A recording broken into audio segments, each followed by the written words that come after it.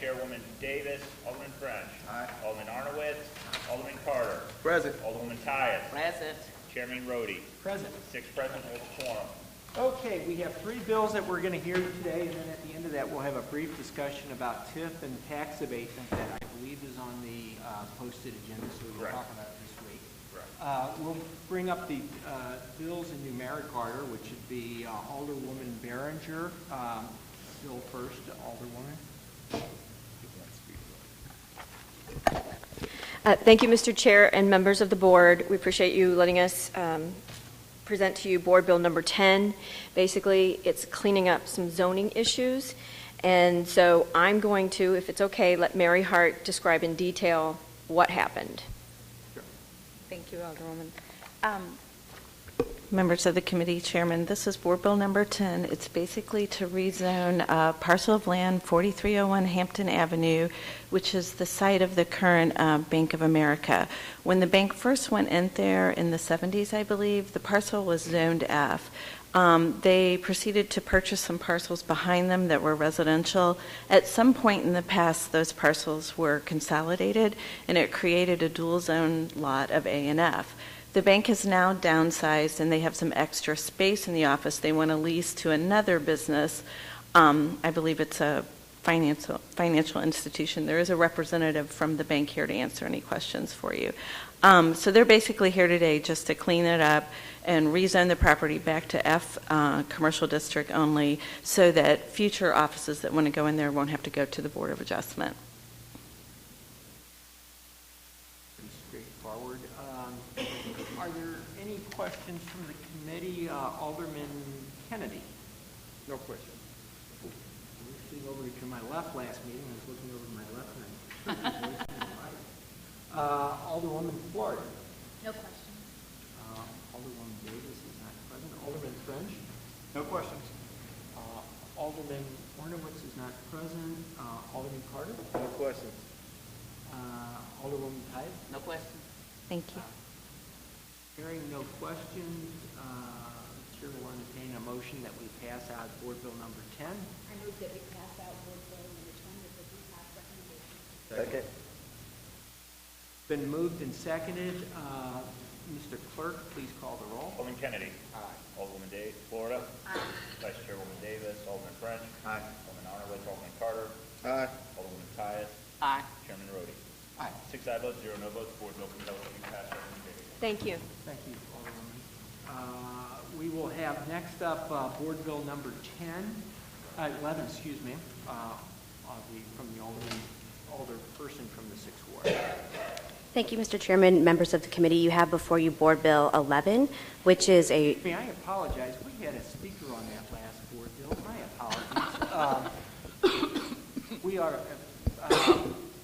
We had Anthony Nelson here. Mr. Nelson, I apologize. You were speaking in favor of it. So you're done, right? You did a good job. It was very persuasive.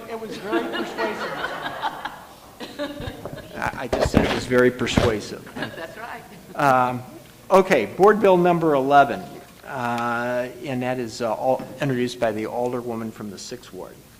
Thank you again, Mr. Chairman and members of the committee. You have before you Board Bill 11, which is a rezoning from J Industrial to F Neighborhood Commercial along the Chouteau Corridor. It's 4 parcels, one of which is the Praxair site, which you'll remember in 2005 exploded, causing quite a bit of damage to the residential areas that are immediately connected to it. This is Planning Commission initiated on behalf of the neighborhood and myself. And I'd be happy to take questions. Mary Hart Burton is here as well as neighbors who are supportive of this effort. We do have some speakers present. We have Julianne Stone.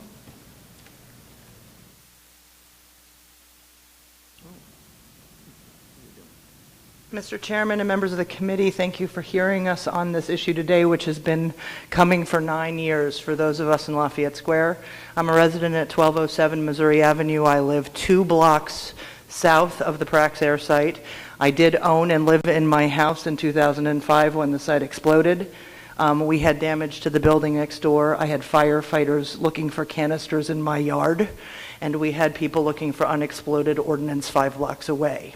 There is absolutely no reason or excuse that this site should be industrial anymore. The reason for planning and zoning is to separate uses and to make sure that uses like industrial sites that are dangerous to neighbors are not placed adjacent to residences, and in this case, it's really too close.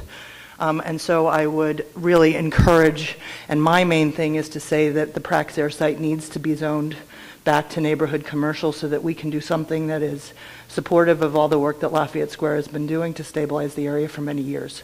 I do want to take 1 second, because I know that the rezoning request is longer than just the Praxair site, and say that I think we've seen some really great stuff happening on Chouteau over the past few years.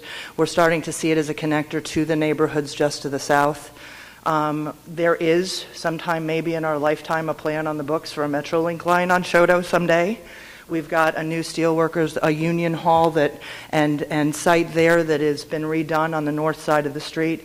And so I think that we're really seeing a move to making Chouteau a corridor that needs to be supported to shift the uses that we're looking for in the city from those industrial zones to something that is much more supportive of residents and our desire to live and work and send our kids to school in the city. So as somebody that is 2 blocks off of that entire corridor, drives it every day, uses it constantly, I would wait and welcome nothing more than this rezoning, where at some point that corridor can support my family and our neighborhood in terms of a place to go and possibly eat or any of those other things, or even just support businesses that are not industrial uses on that block.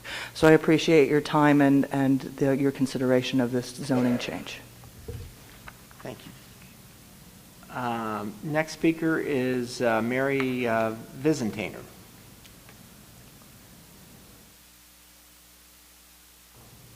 Alderman, thank you for hearing us today, the residents of Lafayette Square.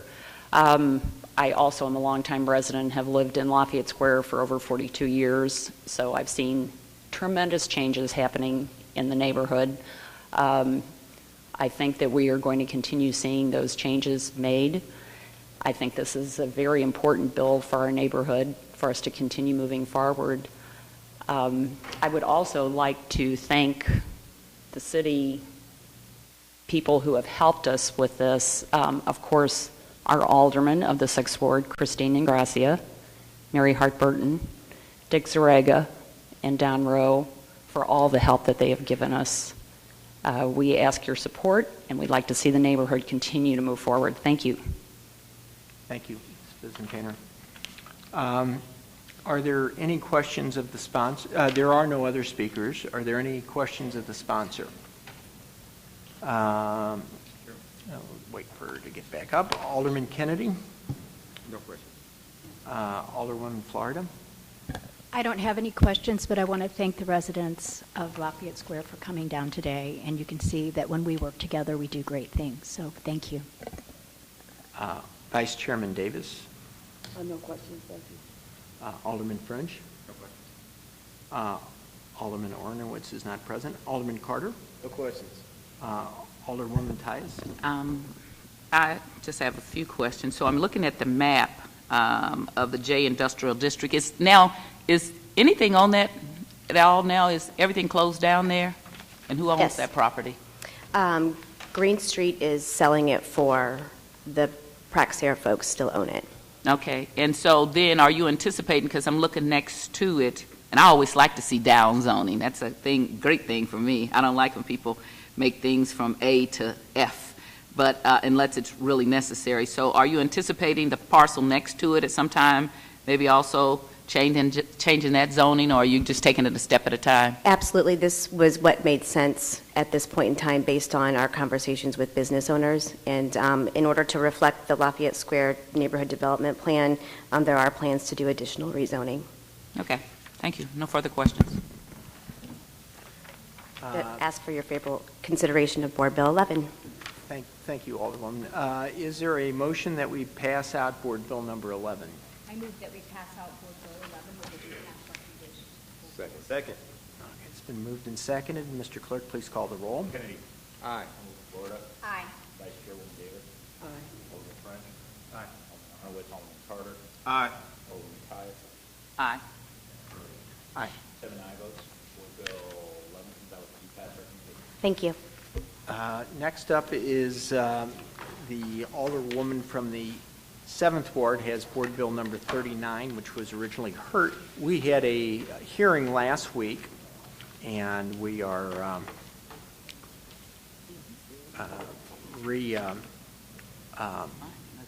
bringing this bill back before us. So, Alderwoman, if you care to make any presentation.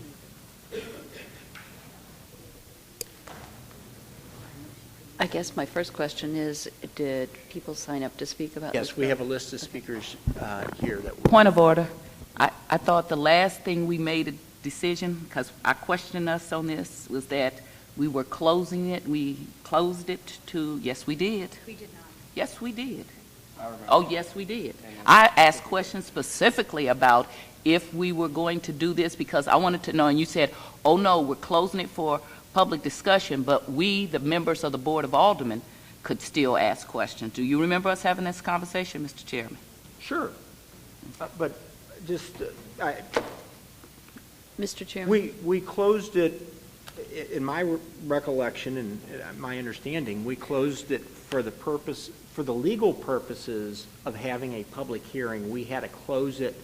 We had, some bills require a public hearing.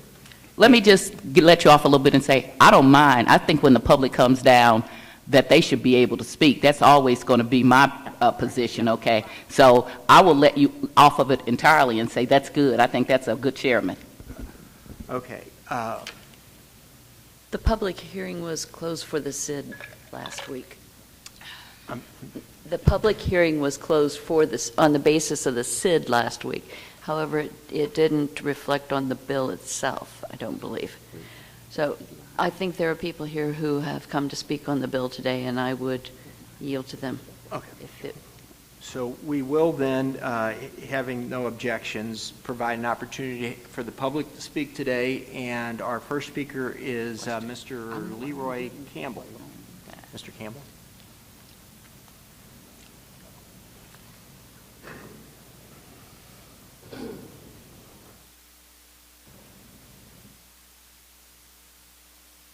Hey, my name is Leroy Campbell.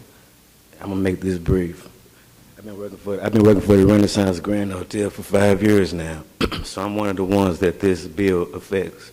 One of the 700 jobs that was created, and I would like for you all, I would like to see this bill passed because it affects a lot of people and a lot of families. And this hotel done a lot of good for a lot of people, keeping people out of the streets and, you know, just working and being productive. So I'm going to leave now. Thank you, Mr. Campbell. Mr. Chairman, are we going to be able to ask any questions of the speakers? Sure. I'm sorry. Let's provide that opportunity. Alderman Kennedy, any questions? Alderwoman Florida? I don't have any questions, but I want to thank you for taking the time out of your day to come in and this bill and to show us the faces of the people whose jobs that this affects. So thank you. You're very welcome. Vice Chairman Davis? No question. Alderman French? Yeah, one question. So, how did you find out about this bill and this hearing today? I'm actually in the process of becoming a union shop steward. So today is the day that I have training. So it just happened that way. So today you showed up for training and they brought you down here? Well, I was informed about the proceeding, and it was in our best interest to be here today. Okay, thank you. Alderman Carter? No questions. Alderwoman Tyus? I'm sorry, what's your name, sir? Leroy Campbell. Leroy Campbell, and what do you do at the hotel? Banquet setup. And how long did you say you've been there? Going on 5 years now. Okay, and do you live in the city of St. Louis? Yes, ma'am. I live in South St. Louis. In South St. Louis? Mhm. Okay, thank you very much. You're very welcome. Thank you, Mr. Campbell. Dave, help me with this one. I apologize if I'm having trouble reading some of the names. Nakia? That's Nakia? It's, is the last name start with an O or a Q? You don't know what that's Okay. Good morning, everyone. Good morning. I'm Nakia Kwasim. I'm a charter member. I've been there since the doors open. This bill does affect a lot of families. We have been going through so many changes since it's been open, and of course, we were just ready to be purchased and move on, so we won't have that shaky feeling of what's going to happen next. That's something that's been going on since I've been there 11 years. And yes, I'm a city resident. I stay on the south side also. And I've always stayed on the south side since I've been working there. And we just would like to see the bill pass. It just affects too many people.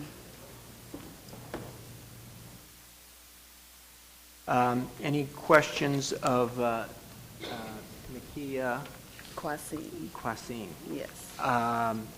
Alderman Kennedy? No questions, but I also would like to echo the fact that, and to thank you all for taking the time to come down and to make your testimony today. Mm-hmm. It's not always an easy thing to stand up before a committee like this with the cameras on you and to make a statement. So I just want you to know that I do appreciate it. All right. So thank you. Alderwoman Florida? No. Okay. Vice Chairman Davis?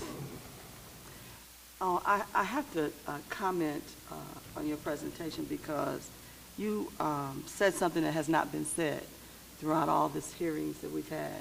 Stability in the workplace, how it has affected you over the years.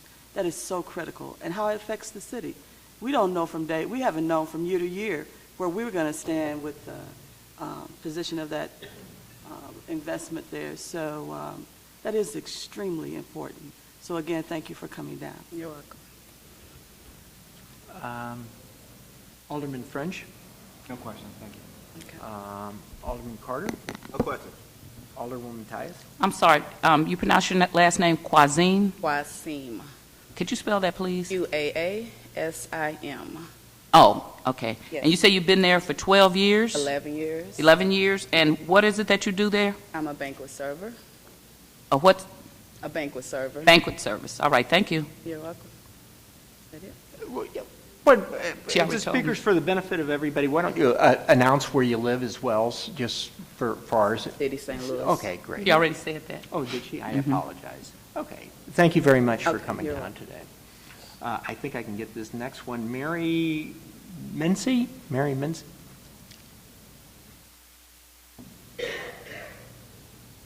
Hi, Mary. Good morning, everyone. My name is Mary Minzy. I've been working at the hotel for 11 years from the first time it opened. I am a banquet server. I love my job. I need my job. I would appreciate it and most grateful if you pass this bill and whatever, because it's not just me, it's all of the workers there, all 700 of them and more. And I live in Illinois, and it takes me about 15 to 20 minutes to cross the river to come over here to work. And again, I appreciate that you allow us to come here and speak our mind and say whatever. And again, I appreciate if you pass the bill. Thank you, Mary. Alderman Kennedy, any questions? No questions. Alderwoman Florida? Vice Chairman Davis?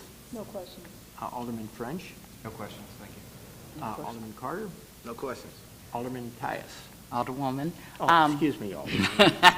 I would have a question. So, and one of my first jobs I had was salad girl at the Holiday Inn years ago when I was 16. So does a banquet server work only at banquets, or do they work all the time in the hotel? If another department need help and they shorthanded, we go help out in there. Another department. But my question is, so does that mean if you're a banquet server that you just work when they're having banquets? Are you a full-time employee? I'm a full-time employee. So you do food service besides just banquets? No, a banquets also in the restaurant Capri. Okay. When they are shorthanded and they need help. That's what I mean about food service. So you could work in the restaurant or other things like that. It's not just setting up banquets. Yes, I can. Okay, thank you. You're welcome. Thank you, Mary. Ronnie Houston, excuse me, Mr. Houston. Good morning, Mr. Chairman and members of the committee. My name is Ronnie Houston. I am a resident of St. Louis, Missouri, and South St. Louis have been for over 25 years. My position at the Renaissance Grand is one of a bellman. I get a chance to meet and greet people as they come and go and interact with them during their stay. First of all, I'd like to say the gratitude that I get for working for the Renaissance Grand Hotel. It has allowed me to really take a good look at our city, to learn it, and share those experiences with people that I meet from all over the country and of the world. I am here to support this bill, as well as my fellow employees. I do understand how important it is to keep the Renaissance Grand operating and how much it does for our community. For the 2.5 years that I've been there, it has allowed me to support our community as far as being a consumer, my children's education, and even improve like my home when I need repairs and things of that nature. So I'm very excited about the job, and I do ask that consideration be made to support this bill and to pass it. Thank you, Mr. Houston. Are there any questions for Mr. Houston? Alderman Kennedy? No questions. Alderwoman Florida? Vice Chairman Davis? Mr. Houston. Yes. You are one of the friendliest guys I'd ever met, and there's no reason for you to ever remember serving me. But I do know Thank you. that you represent the hotel extremely well. Thank you very much. And that is important, too. When you have people who come and spend their money with your business, you want to have good employees. And what I like about you is you're extremely knowledgeable of the city and its surroundings and what it has to offer. So thank you for coming and making your comments today. Thank you also. Thank you. You know, I was actually going to comment on that. There's something about when you're traveling and you go into a hotel and there's somebody there friendly to meet you. Or at a bank, I was at a banquet at the Chase last week, and somebody was serving me, and it was just, you know, how a nice attitude so many of, you know, employees at hotels in general, and I'm sure at the Renaissance, how that attitude really makes a difference in the experience of travelers, and everybody come down here has a nice smile on their face and everything. It's just very noticeable.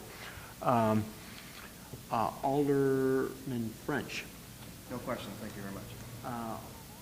Alderman Carter. No questions, thanks. Alderman Tias. Alderwoman Tias, excuse me. I'm usually pretty good at that. I got that changed like, what, about 14 or 15 years ago, but okay. I'm going to start saying Alderwoman Rhodey. Okay. But no I questions. Got the point. Okay. Thank you, Mr. Houston. Thank you. I can read the last name. I think it's Moore. Is it LaDonna or LaDon Moore? Miss Moore? Good morning. My name is LaDonna Moore, and I too am also an employee of the Renaissance Grand Hotel, and I've been there for like 3 years now, and I really enjoy working that place.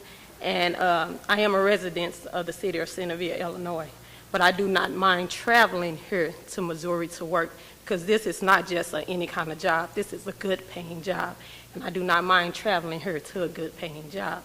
And not only is this bill affecting me, but also the 700-plus employees that are there.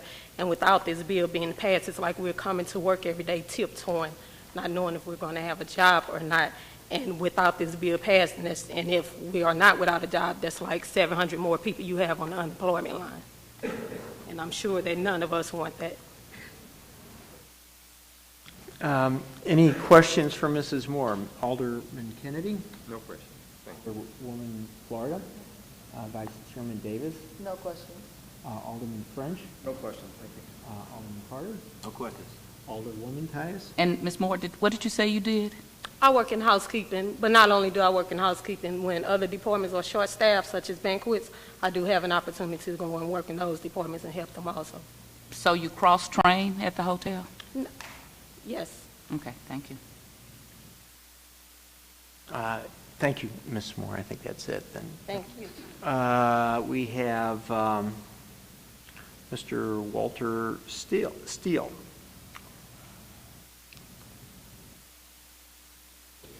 Good morning. Good morning. My name is Walter Steele, and I'm a laundry worker down at Renaissance Grand.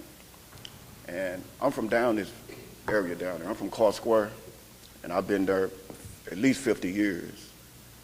And I know about being down here. And for a long time, this hotel was vacant, and people wasn't working. But now, since it opened up, and put a lot of people to work, and I just want to reiterate what everybody else has said, that this job is very important to a lot of people. You got like 700-some people down there who rely on this job, and I'm one of them. And so I wish you all support this bill. Thank you, Mr. Steele. We'll have Alderman Kennedy. Any questions? No questions. Alderman Florida. Thank you, Mr. Steele. Vice Chairman Davis. No question. Alderman French. No question, thank you. Alderman Carter. Thanks for your testimony. No questions. Alderwoman Tice. What did you say you did at the hotel? A laundry worker. Laundry worker? And But you I said you've been also- there how long? 6 years, and I also do bellman work, and I also do banquet work too. I work in the banquet.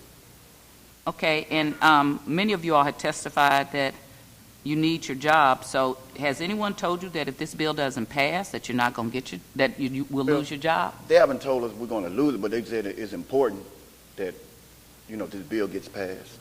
But they didn't say it had anything to do with if you kept your job or not. Yes, they did. Oh, they did say that? So that if this bill doesn't pass, they're telling you won't have a job? They didn't say that specifically. It's just they just said that this bill is important. So then my question is, again, did they tell you? You're asking me that. I'm saying, yeah, that's what I'm saying. No, my question is, did they tell you that you would lose your job? No. If, I'm going to finish my question, if this bill did not pass? No. All right, thank you. Thank you, Mr. Steele. Mr. Arthur Dye. I did this. I got my first four. Good morning, members of the board. My name is Arthur Dye. I'm a charter member with the Renaissance Grand Hotel. I work in the housekeeping department. I grew up in North St. Louis in the Jeff Vanderloo area, and I've been at the Renaissance for 11 years. This is a beautiful company to work for. It provides stability, and it aids and assists lots of people in communities that didn't have employment. And if the bill doesn't pass and people lose their jobs, it would be a real sad sight. So I'm praying that this bill will be passed. Thank you, Mr. Dye. Are there any questions, Alderman Kennedy? No questions. Alderwoman Florida? No questions. Vice Chairman Davis? No question. Alderman French?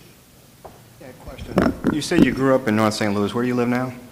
I'm currently in South St. Louis, but I grew up in North St. Louis. When I started employment at the Renaissance Grand, I came from North St. Louis, the Jeff Vanderloo neighborhood. And you moved south. How long you lived over there?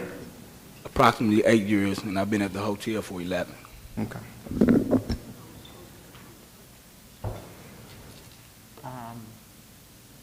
Alderman Carter? No questions. Thanks, brother. Alderwoman Tice? And what did you say you do? I currently work in the housekeeping department, but I've been there for 11 years, so I've worked in multiple departments myself. Thank you. All right, thank you. No further questions. Thank you. Thank you. Ms. Heather Miller?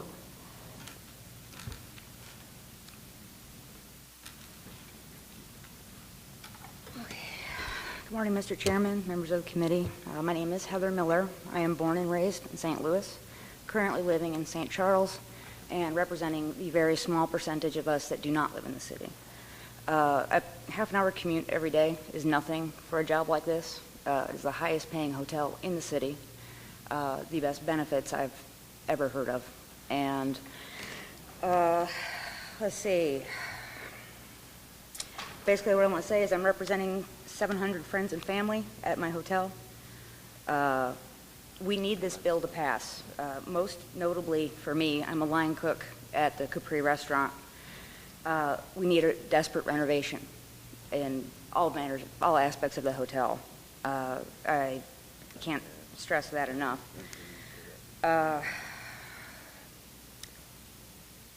Basically, the biggest thing is that because of this renovation, we have lost a great deal of taxable revenue. And that, in addition to the fact that if we were being booked all the time, we would be able to hire more people. We would be able to give more jobs to the local community. And I, for one, do not want to see the Renaissance Grand change in any way other than positive. Thank you. Questions for Ms. Miller? Alderman Kennedy? No questions. Thank you. Alderman Florida? Vice Chairman Davis? No questions, thank you. Alderman French? No questions. Alderman Carter? No questions, thank you. Alderwoman Tyus? You said you have been at the hotel how long? Going on 2 years. 2 years. And you said you're a line cook, and you also said that it was the highest paying, best benefits, so you've worked at other hotels? Not in this area. I have worked for other hotels around the country. I moved back home roughly 2 years ago to be with my family. Okay. And you said something about, because of the renovations, lost a great deal of taxable revenues. You're talking about the ongoing renovations that's going on now, or past renovations, or what does that statement mean? Basically, I have access to customer comments that come through various media for the hotel. My angle on that is the whole, food service part of that, but it also puts the entire comment about what people are complaining about. Dated environment, lack of amenities. We've actually had, from my understanding, large parties decide not to have their conventions with us because there's better amenities in the area. And how do you have access as a line cook to these types of things? My chef puts them up on a board, only certain ones that actually say something about how the restaurant is affected by this. Mm-hmm. However, it's the full block of what was posted, not the names or anything like that, but their full experience of the hotel. So they put both good and bad things up there? Sometimes it's just good, sometimes it's bad, but it's all to help us grow. So it's been your experience that people are complaining about that the rooms are not updated enough. Is that what your testimony is? All right, thank you. I know it's hard sometimes. Thanks a lot. I appreciate it. Thank you very much. Mm-hmm. Mr. Dave Morton?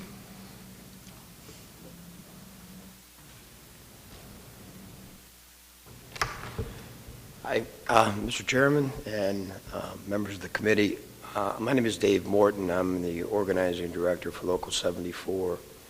I have the personal pleasure of representing the workers at the hotel. I am their business representative.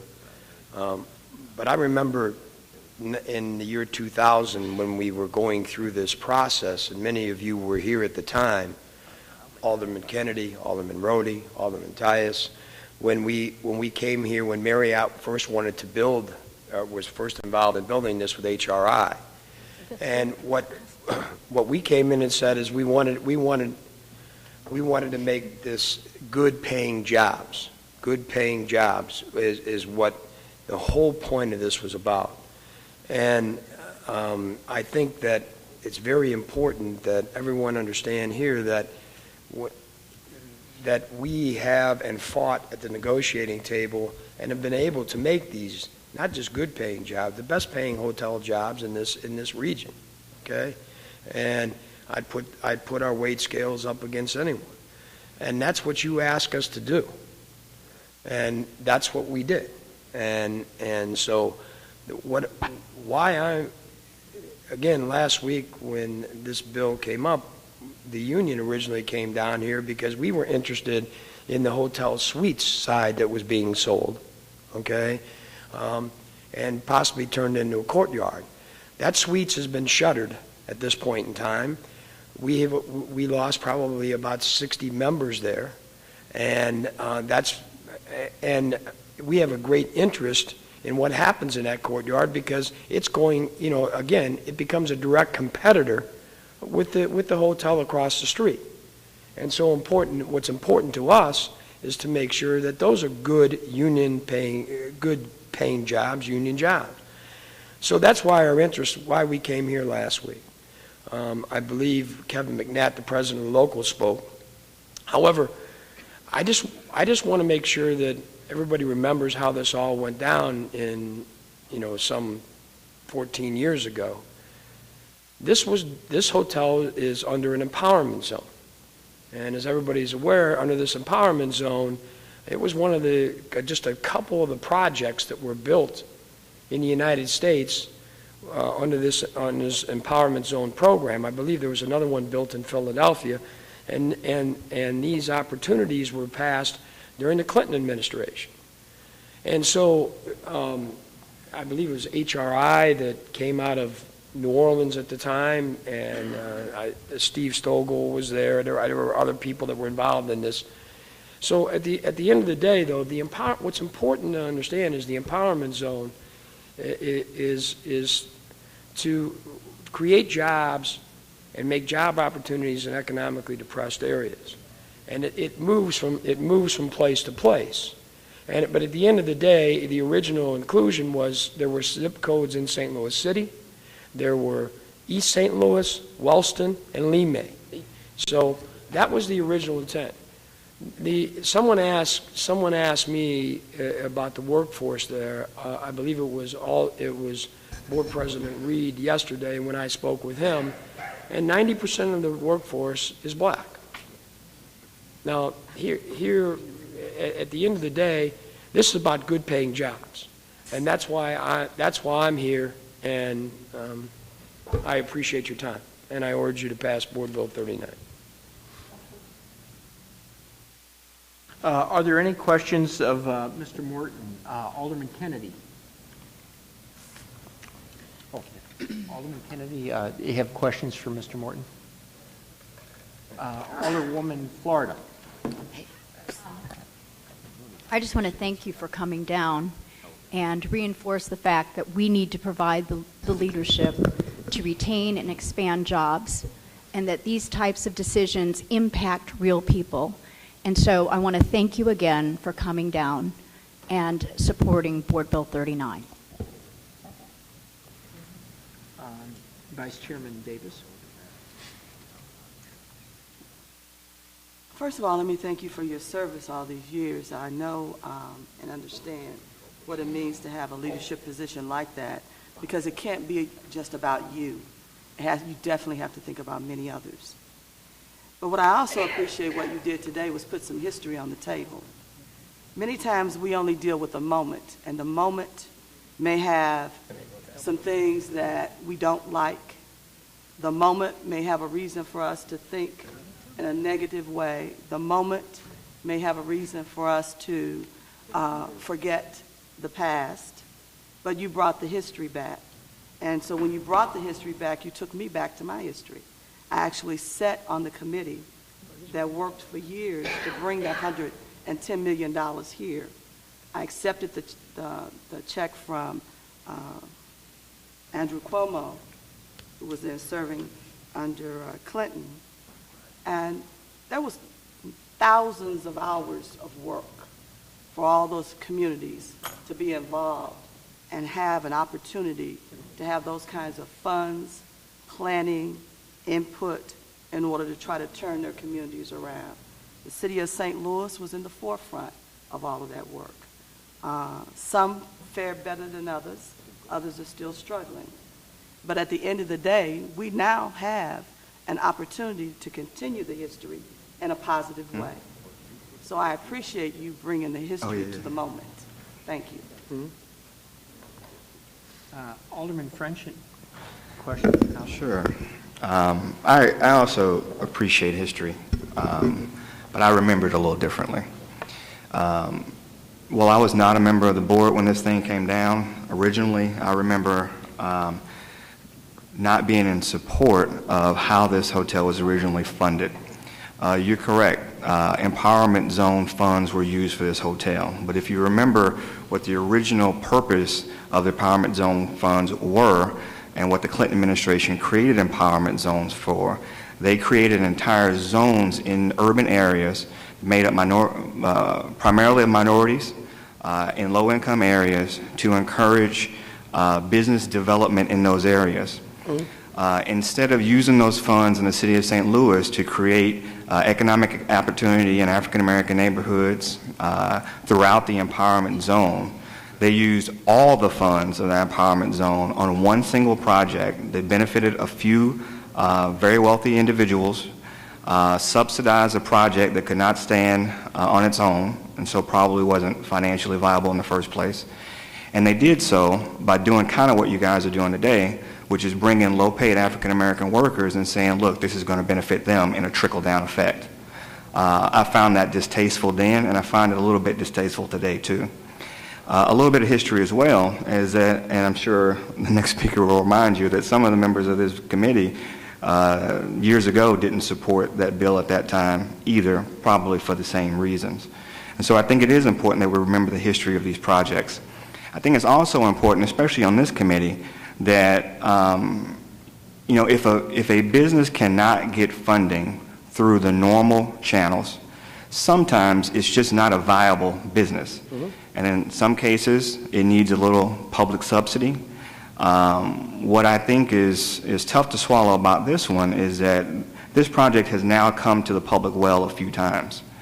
And so I think we need to think carefully about whether we're throwing good money after bad money, and to be sure that we're doing this in a way that is sustainable long-term for the taxpayers, and that we're not setting ourselves up to have to do this again in 5 years or 10 years and keep doing it.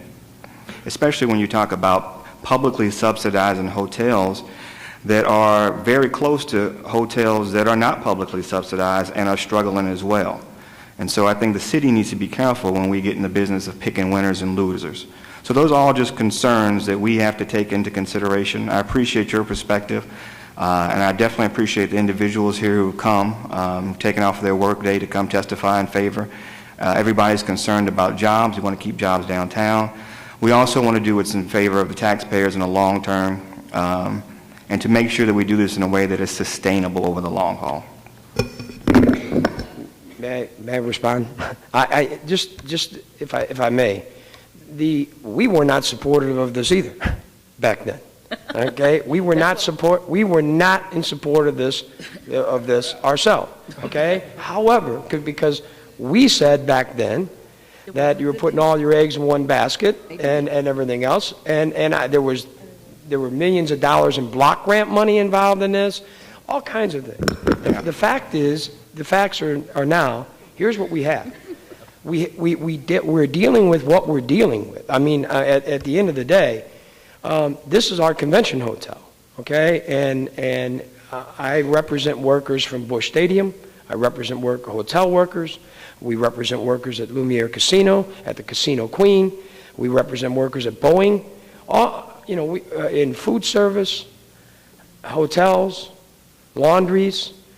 So again, I'm here because at this point in time, you are correct. When the Hilton Inn at the ballpark, okay, they got a nice, LHM got a nice investor there, John Goodman, and he put in a lot of money, the actor, put in a ton of money into their projects. That's how, because I can remember when they were operating on a shoestring too, okay? I also remember when they fought us tooth and nail at the Forest Park Holiday Inn when we were attempting to organize that hotel and make them better paying jobs. But, see, we can go, I can go on and on and on. At the end of the day here, the convention hotel is the first thing that people see when they come in, obviously, for conventions here. And the question right now is, and I don't know there's people standing in line, okay, to invest in that hotel. And that's what I understand this bill was about, again, having to do with the financing, all right? What I do know, and what's more important, what the members of the union know there, is that those rooms need to be refurbished. There needs to be investment in that hotel, okay, for it to be able to compete against the Hyatt, against the Ballpark Village, who are paying their workers substantially lower wages, okay, and I have no problem with, and so at the end of the day, that's why we're here. That's why I'm here. That's why the workers are here. We just did, and through all the trials and tribulations over the course of the last few years, for the hotel and the financing, and losing out on what I call in-house conventions. By the same token, they have come out and they've grinded it out every day, trying to kill people with customer service, because that's what they could control, okay? And that's why they're here.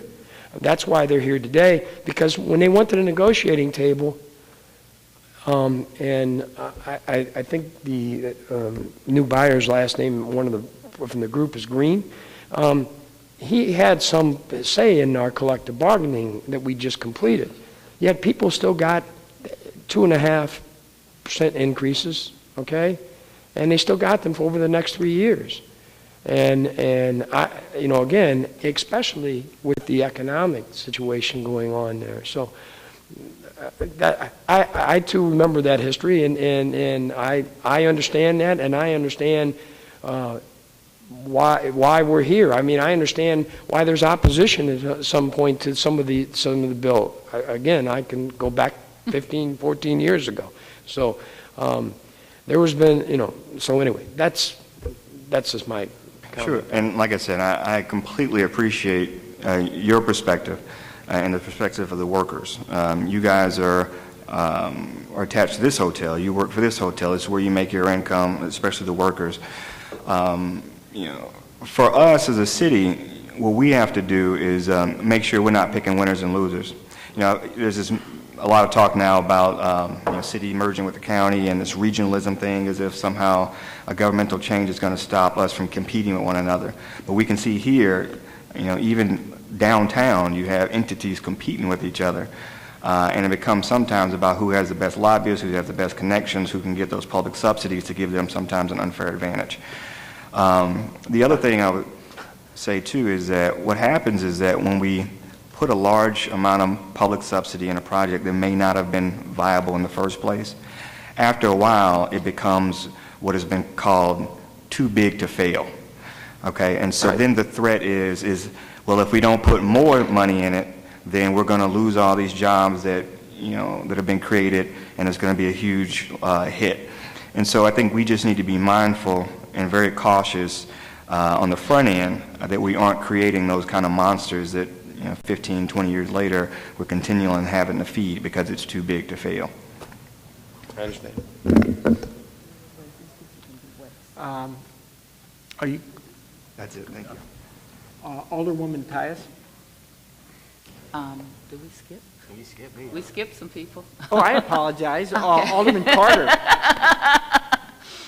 My apologies. No questions for Alderman Carter. Okay, Alderwoman Tyus. Thank you so much. Mr. Morton, you're organizer at Local 74B, is that what you said? Local 74 hotel restaurant employee. Okay, and so does the Local 74, do you just represent the people at the Renaissance? No, I represent the workers at Lumiere, which some of them are here. I represent the workers at the Crown Plaza, which some of the workers are here. I also represent workers from the Ramada Plaza. So those are my houses. And then plus I do organizing around, not just the city, but I do organizing around the Midwest, casinos and stuff like that. So I'm glad you talked about the past, because I was sitting here 14 years ago. Yes, you were. And they brought up the first black mayor from New Orleans, okay? And he stuck to me like glue. I remember that. And he would not, I could not shake him, okay? Every place I went, he knows all my people's people, so he was every place on me. But I was over there with you guys with the no vote, okay? Yes, ma'am.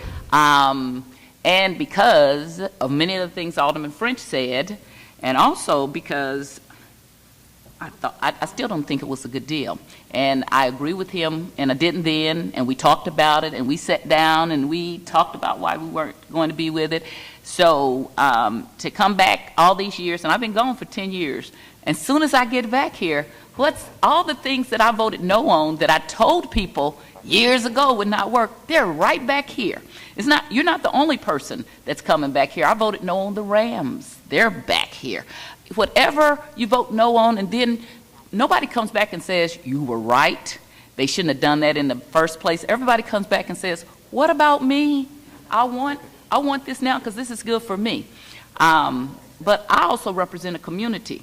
And so all of those nice tax credits or all of those empowerment zones, all of those 108 funds, well, I just wonder what would have happened if instead of we invested all that money in those hotels, we had put them where they should have been in North St. Louis. When you sit here collectively and you look at Alderman Carter, myself, and Alderman French, we represent the majority of those who live in North St. Louis, okay? Yes, we have the wards that got the most residents, that have the most homeowners, and even though they changed my name and tried to tell me my name was Toby and not Kunta Kinte, I really still am Kunta Kinte. So if you can say that I'm 1st Ward or 20th Ward, I know who I am.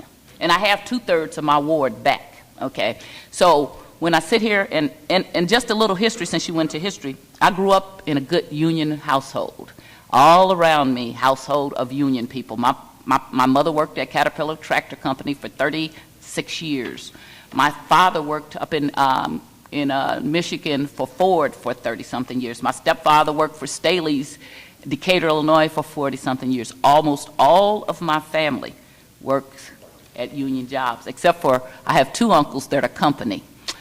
So when we had household meetings or we had family reunions, sometimes we didn't get along very well because we had differences of opinion. So I grew up all my life on the picket line since I was a little girl. I've been a union person. But when I got to be a teenager, I started to challenge some of the things that I said to my mom and the people in my family because I started looking at that nobody was going to continue to pay people the money that they were making to push a button, okay? And I said, not that I was against it, I just know, I want to say from a union perspective, the greed of the corporate world, okay? And that, and I also challenged my mom and their people about that they need to do cross-training. I remember when companies wanted, Caterpillar wanted to go to a 4-day work week and work 10 hours, and the union was against that, and it was about a 15-minute time period that they would lose, and they didn't do it. And I thought as a teenager, that was a good, boy, if you could let me go to school just 4 days a week instead of 5, I'd like that. So I've always had to deal with union issues. I knew how important it was for me. It allowed me to be able to go to Washington University School of Law. My parents made education a priority for me, coming from a working class family. So union people are very important to me. Saying all of that, though, I grew up in a household that you do not throw good money after bad. And I grew up in a household, I never liked what President Obama did with the banks. I understood it, but I just didn't like it because the banks got saved, but the little people didn't get saved, okay? Absolutely.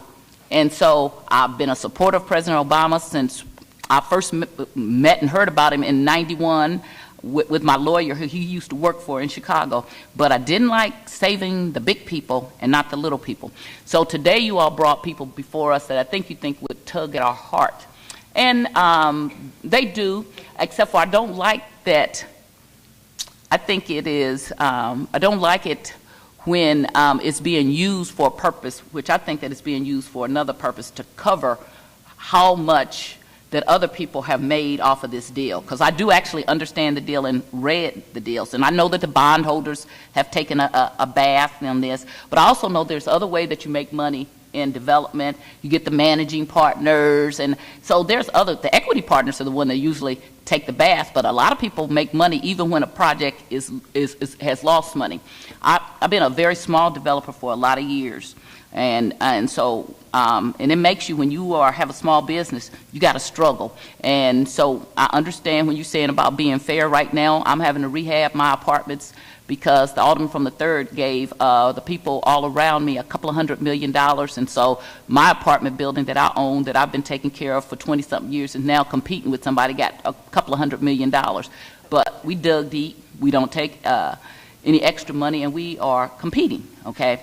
So when you come here now and say, but this is the convention hotel, and we have to do this now because the people at the, what did you say, at the Ballpark Village are being paid so much more, so much less, rather. My question is, why are they being paid so much less? I don't know. You'd have to ask LHM. You know, again, that's why we're going to do a citywide organizing drive. Okay, and when you say so much less, give me an example, like what would, say, a housekeeper or a laundry worker or something, and maybe don't, you know, what do they make at the convention hotel versus at the Ballpark Village? Well, that's why I bought the members here. I did let them speak for themselves. But Alderwoman, if I may ask, and I want, because I want them to talk about that. But I think it's important. You understand? I'm not here representing the company. Okay, I know you're not. You know. I know what you. I understand. I've sat on the other side just a month ago. Okay, I'm here because I'm a business representative there, trying to protect people's jobs. I understand that. And what's been done. But example, I believe I believe the laundry is up to what, $12.40, something in that area. Where are you at on New Year's, Walter? $12.18, and they will get a 30-cent an hour increase. Compare that to the $9 range over here at the ballpark. Housekeeping, the housekeeping units they'll be getting a 30-cent an hour increase over the next 6 months. Okay, so they're doing 2 pieces, 15 and 15. So you know, anywhere from around $3 an hour is where they are. After they're there 1 year, it's $3 now. It's $3.18 an hour difference currently, and it's going to go up. And that's just an example. And when you were asking before about the banquet department, the reason why these are full-time jobs, not like a lot of places where banquets are part-time, because they do so much banquet and meeting business that there is a core group that works 30-plus hours. There's about 16 of them that are regular full-time. But again, when you have a full house there, right, I mean, when everything's cranking, they've got to get people come from housekeeping, they come up and they help in the back aisle during banquets and that kind of thing. So I'm just trying to give you an example. As I said, I started off working in Holiday Inn in Decatur, Illinois when I was 16 years old. That was my first job, okay, and I made salad. So I remember before I went to work at the movie theater. So I do remember that, okay, and I remember how hard that people work, okay, and I made a lot less back then, so what they make now seems like what people made at the factories then. Well, no, okay? you're absolutely right, because Right. I was making $1.65 working as a houseman at the old Holiday Inn that used to drive up to the rooms. Yes, sir. I'm probably older than you, so, but yeah, so, Yeah. but just in what, I understand what you're trying to do, understand that I represent a community that didn't like that we took the money and put there in the first place. Now you come back and you're saying, okay, and we need to fix this. Let me tell you, the average person, and I'm saying I have a diverse community, so I have lawyers, I have judges, I have people who dig ditches, I have a lot of educators. They don't care if you go from a 40-inch TV to a 47-inch TV, okay? What they care about is that they've paid their tax dollars, and I know you're protecting your people, but they don't see the investment in our community that should have happened in the first place. And now for you to come back before us and say, well, we already did it, so this is what we have to do. They're not supportive of that, okay? They liked that I voted no 14 years ago, and their instructions to me is they're not looking after me. So just like you're looking after you and yours, okay, and mostly with unions, I'm with you, okay? I'll get out there. I've picketed with the carpenters and other unions. I've picketed with my mom and my dad and my I've been all over. But this was done poorly in the first place, and it's unfair then to come and say, now, because my workers are so important, and I know that's what you got to do, but you understand here is that, And my constituents are equally as important. In fact, they're a lot more important because they sent me back down here after I was gerrymandered. And as soon as they got a little bit, they said, but, excuse me, the Board of Aldermen and Francis Slade, you don't tell us how to vote, okay? So it was very important that to them that I come back down here, and this is what they said to me. Please, Alderwoman Tyus, don't change. Please be vocal. Please represent our point of view. Please let people know that everybody is not on the same page, and things that go on downtown, we don't think it's okay. The point that I want to end up saying is that I think downtown is important, but I have always been critical of we make downtown more important than the neighborhoods. My neighborhood is equally important. That's where everybody has to sleep at night. That's where their children are. That's where we used to have a lot of schools until all the schools were closed down. You know, so the life that you live day to day, although you come to your job so you can enjoy where you live. So when you're telling me that I should choose the people that work for you over the people who I sleep with every night, I can guarantee you that my choice will have to be the people that I go home to and that are my neighbors, and that when I walk out of my alley, that we clean our alleys together and that I look after, and those are the people that I have to protect. So I'm just saying, you know I was with you the last time, and I understand what your point is, but I think that you do not throw good money after bad.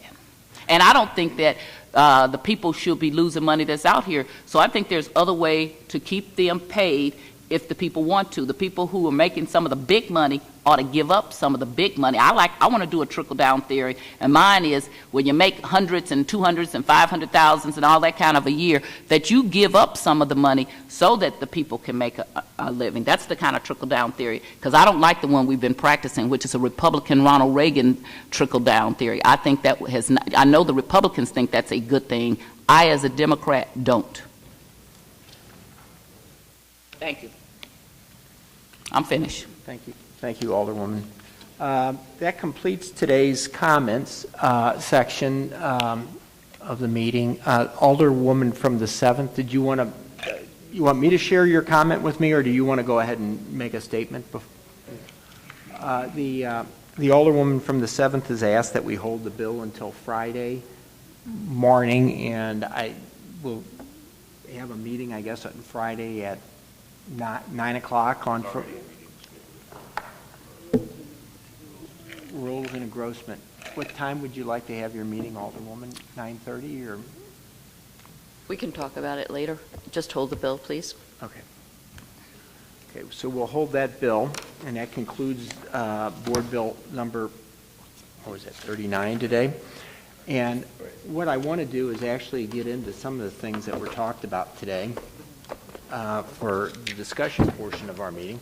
Oh, yeah, let me keep one of these.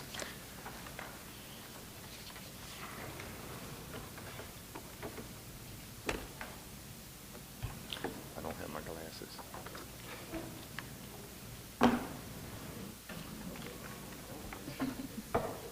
Otis, I just handed out that sheet that I gave you last week about the TIFs. Did you happen to have any opportunity to find any more? I'm sorry?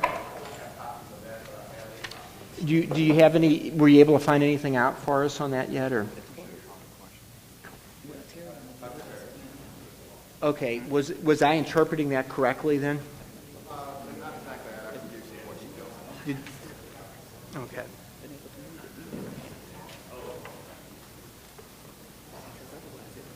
We're going to give everybody a chance to step out who needs to move, and then we'll...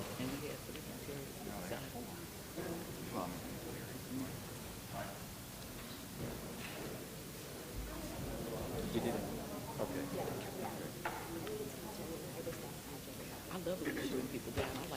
Did you give a copy to of this? Yes, I have one. Thank you. I didn't see the news on it. No, don't. Just hold it strong. I know.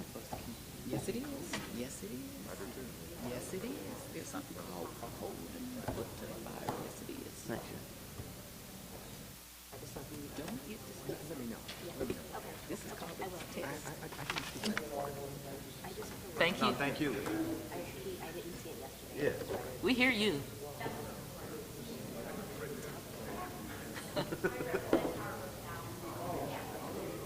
Yes, I do. You guys are,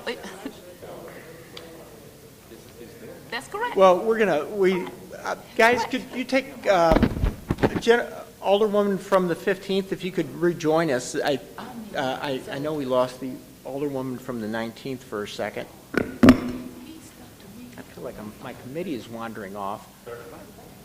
Sir, you got to step back. Yeah. My whole committee's walking out on me.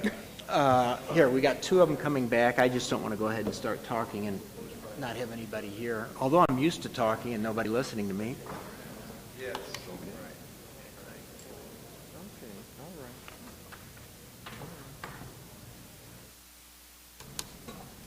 Okay.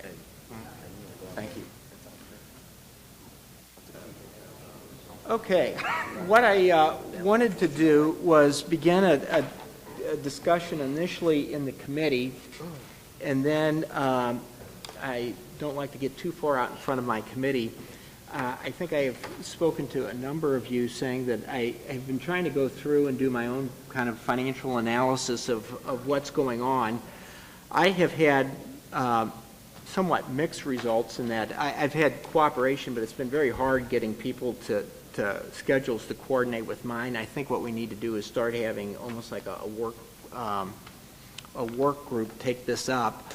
My concern is that I have this sense that we're providing incentives and we're not focused with that. And I feel like sometimes we're incentivizing one thing and disincentivizing another thing, and that there's really no coordination or thoughtful integration of a true citywide plan and something that is succinct, focused, and can be clearly articulated. And I think we need to have that. I think everybody on this committee should say, yes, this is what we're trying to do with the city or with our neighborhood. And I think I can do that with what's going on in my ward. I just don't know if I'm to the point where I can say that about what's going on with the city. And so to do that, you need to understand where your cost and revenue is. And I've been meeting with the budget division and folks in the Comptroller's office, and I'm slowly getting a better understanding of those types of issues. But I think it's something that we need to own and becomes part of the city. And I've had some conversations with Otis about this, and we are currently lacking someone in SLDC that is a true financial analyst. That, we had a meeting today, and I went through that deal fairly extensively myself, and I'm not talking about the first bill. I'm talking about this bill today that we're hearing that is a revision of the bill that was before us. The difference between the January bill and this bill is about $500,000 or $600,000 present value. And we should have somebody that can, run that calculation, frankly, on a laptop and tell us what the costs and model that for us. And I mean, and that doesn't exist right now. And they should be able to show up at the meeting. We should have a screen here. Yes. And we should say, okay, what happens under this scenario and what happens under that scenario? Tonight, we've been having that discussion in my ward for about 10 years, and I'm going to give you a little preview. Tonight, I have a neighborhood group that I recruited, that I helped educate and recruit, and they're going to be contemplating the proposal to build a $50 million 14-story 200-unit apartment complex on Lindell that would require the demolition of an historic building. And the tax abatement, 10-year tax abatement on a project that size is about $5 million is the present value of the tax abatement. And, we have no analytical tools available for us. We're going to basically make that decision seat of our pants. I think we're going to end up making a right decision. I think what the decision is going to be is if they want to build it, they can build it, but they're not going to get tax abatement. We have a $20 or $30 million project in the ward that's being built that doesn't have tax abatement. They're coming before that same committee and they're saying they had cost overruns, and can they have some tax abatement? And the answer is going to be no. I'm pretty sure of that. I don't want to go into all the details of why I'm arriving at that conclusion, but I'm pretty sure we're going to get there. And we need to have better tools available to us to begin making these decisions. And what I was going through was, and I passed out to you, this is my interpretation. I gave it to Otis last week because we couldn't bring it up because it wasn't on the agenda, and I'm hoping to hear back from him today. But this is a list of all the TIFs that we've done. As I understand this, is that we have the outstanding balance, so if they've been paid off, they were not issued, that would be zero. And then we'd have the amount that was received last year, and then the outstanding balance at the end of the year. Now, Otis, you said that some of this was not right, and that my interpretation was... What I've learned. Okay. And I'm sorry, the reason I'm bringing this up is, if my interpretation was correct, and it might not be, we had 45 TIFs that hadn't made any principal payments, and there was out of 144. But go ahead. Why don't you go ahead and make sure I'm interpreting this correctly? Can I ask you what he said he gave us what you had? Is that what you said? When he asked you, did we have them all? You said you gave us what? Oh no, I didn't give you anything. I think he was doing some research to make sure I was interpreting. I was just taking a look correct. at the list that he gave me, the same list that you have. Okay. Yeah, go ahead, Otis. What would you? So, as the chairman indicated, he and I have had several conversations, most recently last week, about, and he shared the list that you have before you. Essentially what I learned from the Comptroller, what the values are that you show here is what is actually paid into the, I call it the principal amount of the special allocation fund. So if there are interest payments that also need to be paid on that goes to the note holder, then that is not reflected here. So, but if I can back up and sort of give you sort of a little summary on the number of TIFs that we've done and where we stand with those as well. So going back to 1993, we have done, we've passed, if you will, the TIF Commission 140 TIFs. And as of November of 2013, which is actually the last time that we've actually had some actions on a new TIF, we've completed, of those 140, 103 of those TIFs have been actually completed. And so it's like 74% of the TIFs have actually been completed. When you say completed, you mean that they've probably shown up on your sheet here as having some action. So. Okay, so they have, in essence, been issued TIF notes and... Correct. We've actually had legislative action to actually terminate 12 of the TIFs out of that number. And so what we've been doing, we have some that are just sort of languishing where they're obviously between that 103 and that 112. We have some that are languishing that we will probably bring up because of no action on them. And so I think the thing that is also important to note is that the TIF basically is the TIF amount is sized up front to be the least amount necessary to cause the project to happen. And so we go through you indicate that maybe there is no analysis. We do go through some analysis. And so what we do is we hire a consultant team, but this time is Gilmore and Bell currently. But we did have on staff a person who was very good at running the staff analysis. But with budget considerations, as we have them, we are looking at this point to try and hire again a person. So unfortunately, though, the person with the kind of skills that we would need to be able to do the kind of analysis we are the asking price is a little more than what we have budgeted. But that said, we're committed to doing exactly what you've requested, which is we will go out and try and find that person and sort of grow them and grow those skills that's necessary. But because we only have a few TIFs every year, we choose to use a consultant route to try and get that evaluation as opposed to having a full-time person. But that person, as we spoke, could also, in fact, do the tax abatement analysis as well. And so, and we have a number of those every month through the LCRA and PIE process. Thank you, Otis. Just so I make sure I understand, there's 140 that we're taking action on. 103 of the 140, 103 have gone to the point of actually issuing TIF notes. Correct. 12 have been legislatively abandoned, officially legislatively abandoned, right? So that's 125. And that would mean that we have 15 that are kind of in limbo right now? Kind of in limbo. Okay.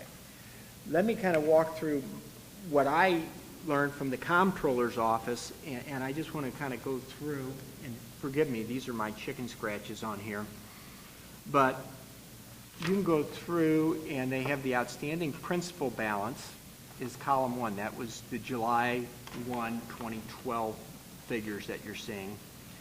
And then when you do an amortization of a bond, you usually have interest paid and then you have some principal paid. And the principal initially pays off very small at the beginning, and then it begins accelerating more quickly near the end. It has always been my understanding that the TIF bonds have, is it 22 or 23 years? It's 23 years. The intent is... Or until they're paid. I mean, I'm going to say until they're paid or at the maximum of 23 years. The intent is that, you know, while they have 23 years with the idea of fully amortizing, the goal was to target somewhere in the 12 to 15 years as being kind of the sweet spot so that they would be fully amortized, you know, sometime in that period, and they would go ahead and they would typically underwrite them at a 105 coverage for the real estate taxes and a 125 for the economic activity taxes. Well, what I did was I pulled, this is a report that the Comptroller, that I got from the Comptroller's office, and it shows you the actual principal payments that were being made by the outstanding TIFs. And so I went through and I saw, well, what's the outstanding principal balance? And then was there any principal payments being made? And out of, I guess, out of the 103, there were 45 that had no principal payments made, which meant that, in all probability,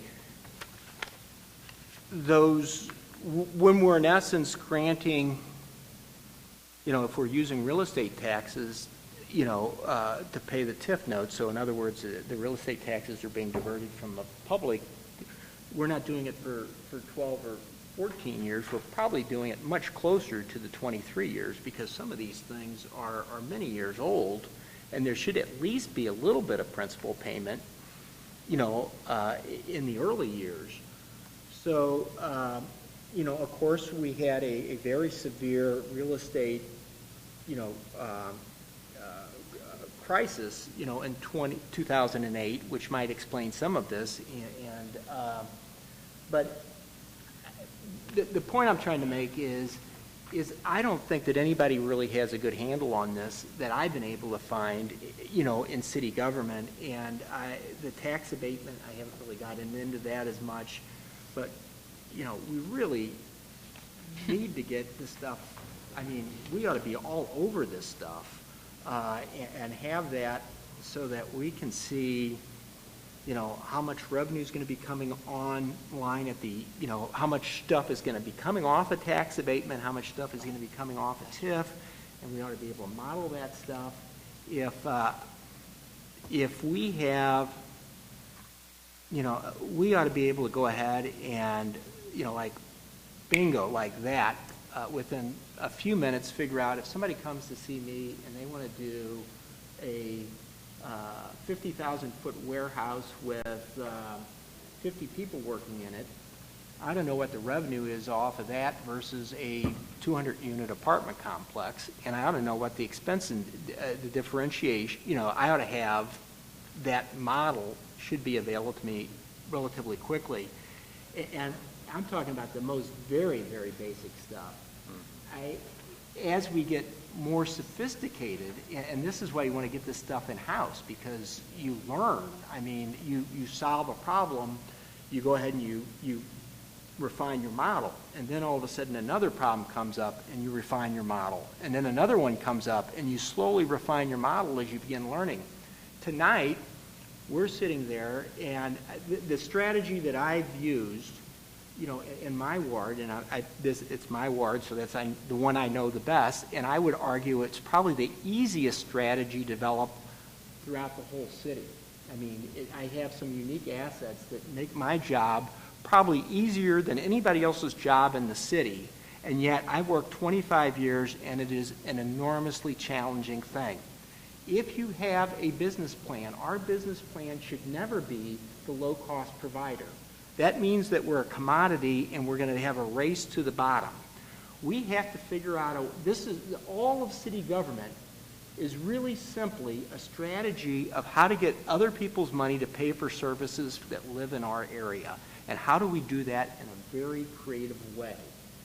And what we're doing is we have a disproportionate share of the region's low-income residents, and we have to figure out how to go ahead and care for them, educate, their children, and do all of those things.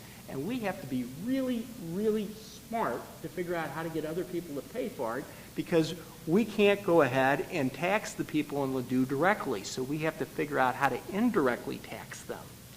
And to do that, we have to be smart. And the challenge is how do you go ahead and willingly get somebody to pay something higher than what the market is? And, we can do that, but we need to figure out what that strategy is. My strategy, very simply, is I have several large medical centers that are too big to move. There are people that want to be close to those medical centers and have to be close to them. At some point, if we get enough of that stuff going on, what can happen is people will be willing to locate next to them and pay the higher taxes that the city has. Yes, the city has higher taxes. We are a high-tax, low-service environment. We have to get around that and figure out how do we go ahead and find people willing to charge more. So we go ahead, we invest in Technopolis, and now we are starting to get some traction. But it didn't happen overnight, and there are going to be businesses that want to locate there and are going to be willing to pay higher city taxes to locate there.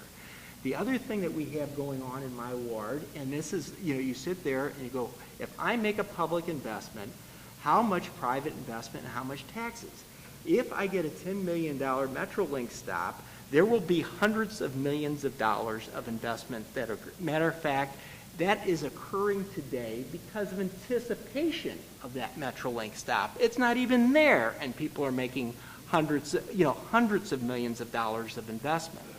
And we started 25 years ago trying to figure out what do we need for a car-optional environment where people who didn't have children and who weren't dependent on the school system to move, because the school system was clearly a detriment to our ability to attract families. So we built an environment that is not dependent upon children, and we've targeted our market strategy very simply has been, adults without children, and we are filling up because that's who lives in apartments and condos. It's a different lifestyle. At 55, your kids are raised, and you come back to the city, and you live like you did before you have kids. You go out and and that's been our marketing strategy, and that's an easy one. I mean, I have the amenities and the resources and the package to make all that happen, and it's still tough. And if we're going to go ahead and we take a look at what we've done downtown, we've made a huge public investment in making downtown the center for our region's fun. That's where we go to watch baseball games. That's where our region celebrates. We've also made a big investment in downtown so that we can go ahead and have tourism business, because the idea is you get tourists, you go ahead and jack up their taxes, and then you take the taxes that they're paying and figure out how to provide services with that. It's just that if we're going to have that strategy, we got to track our costs and our revenue and be honest to that, when it's working and when it's not. And the problem with this hotel, and I'm in favor of the hotel. The changes at this point is a $500,000 change, and and it's out of all the hotels in the region that we should be subsidizing, that's the one. But we need to really be able to have our people justify, and ratify and check the numbers, and they should be the ones before us. And going forward, and I'm not talking about radically changing anything over the next 6 months until we develop. I have hotels, I got people beating on me to build hotels out my way, and they're expecting tax abatement.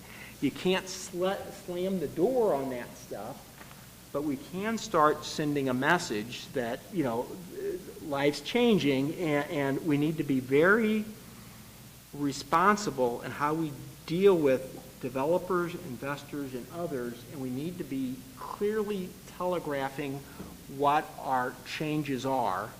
It is, I am ticking off more people out in my ward, developers that we've recruited, because they're suddenly, finding out that they're not going to get tax abatement, for larger projects, or they're only going to get less tax abatement. I have the Alderwoman from the 28th, and, she's got a large apartment building going right across the street from the one, and, we should be on the same page on our package that we're, incentive package that we're offering them. And we just need to have this whole thing more coordinated. And, 6 months from now, I'm shooting that because I got this committee for a year, and I don't know if I'm going to have it next year or not, but I'd like to make some changes that become a bit institutionalized while I am the chairman, because I'll have some leverage here in a couple months with block grant. And I just want to make sure that we're going to go ahead and when we're done, we ought to have an ability to at least conceptually articulate what the city's business strategy is. Whether that is, our housing strategy is going to be, which is, something that I'm starting to work on, is going ahead and it's going to be transit-oriented development, because we can go ahead and if I can save somebody $400 a month in an automobile expense, then that can be $400 that they can then end up owning a home. And if we can start thinking in how to go ahead and make more out of less, and Otis, and I'm going to say this publicly, and the fact that we don't have the courage to say no to that silly streetcar running down Lindell that's 3 blocks north of a Metrolink stop in my ward, and we're going to spend $300 million, $30 million a linear mile on a toy when we don't have North and South St. Louis having access to Metrolink service already. Somebody has to just tell those people, go away and come back after we get an opportunity to do transit-oriented development in the north side and the south side, and why we go ahead and want to go ahead and spend $300 million running up track parallel to something that's already in my ward that is undergoing tremendous, rebirth without any, streetcar line. It's just, we got somebody else driving this train. Somebody in the city needs to tell those people to come back later when we go ahead and create transit-oriented development opportunities for people in North and South St. Louis the same way as they are in the Central Corridor. And this is a redundant effort at serving, over-service for a group of people that already have the service. And it's those types of decisions that need to be coordinated with a master plan that everybody's going to be able to articulate. And we need to know what our expenses are, and we need to know, where our revenues are. I mean, I run this stuff on the back of my envelope. I don't mind selling apartments. I don't mind subsidizing apartments because the folks that I get moving into those things aren't going to have children in the school system. We're going to pick up their personal property taxes. We're going to end up, 10 years from now, we'll get the real estate taxes. We'll get some earnings taxes. But I don't know how much that is. And we ought to really be able to go ahead and have a model that tells me roughly what that is.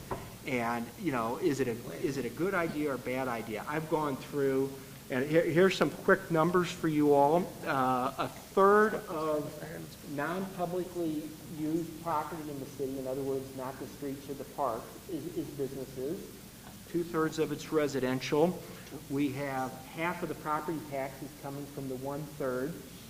Take a look at the utility taxes. It's about 3 or 4 to 1 how much more businesses are paying.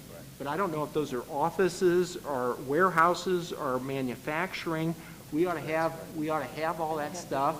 We should know what the breakdown on earnings taxes, city residents versus non-city residents. We should have a real good understanding of sales taxes. Sales taxes represent a huge portion of our city's budget.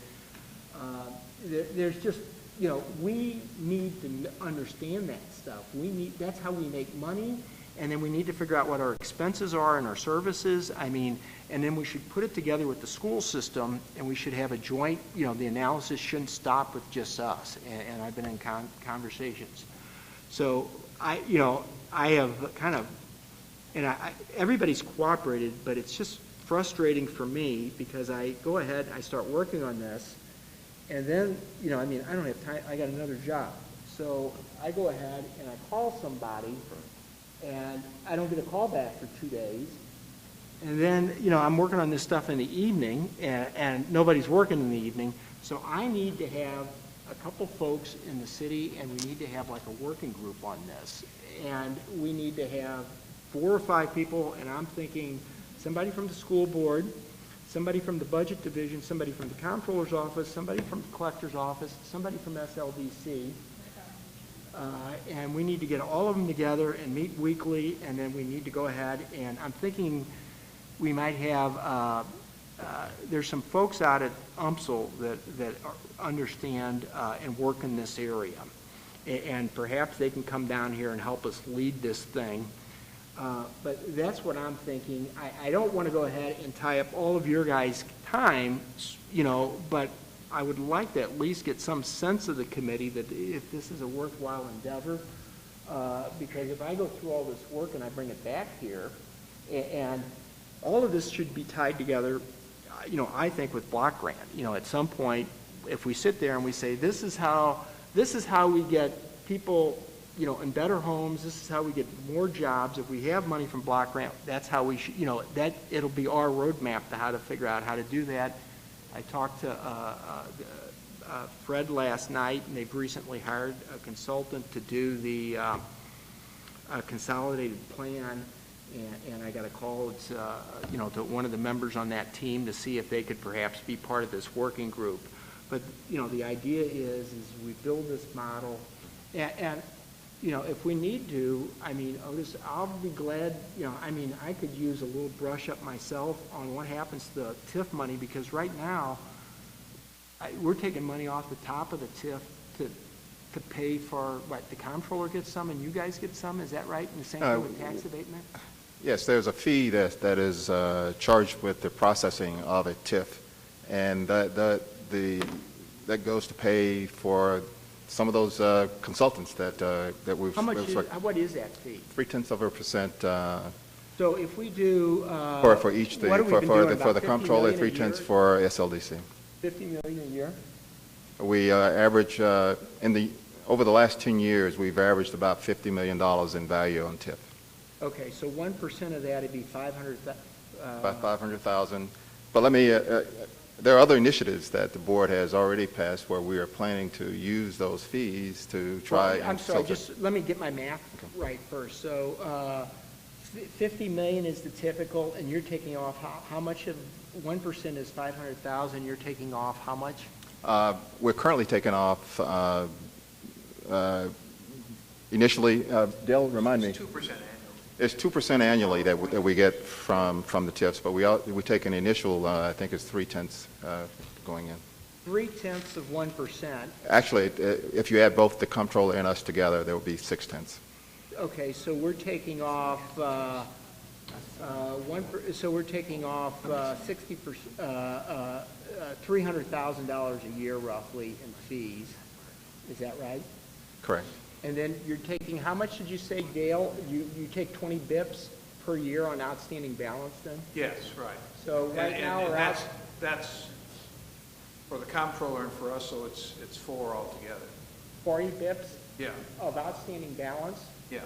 So it's almost like we're incentivized not to have the principal paid down. So you're getting 40 bips on 300 million roughly outstanding now, is that right?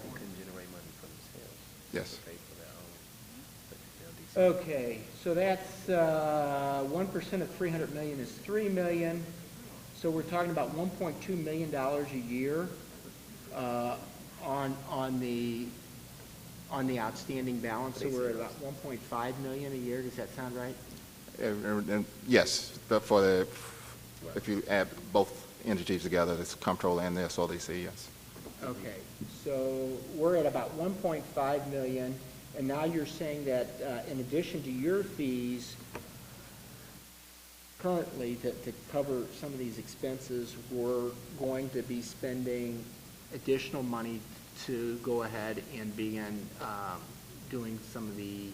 We're in fact, for the MWBE Workforce Initiative, we are also tasking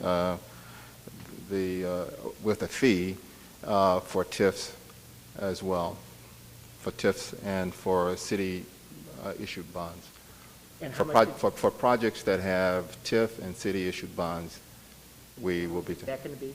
Probably an additional percentage. 1%?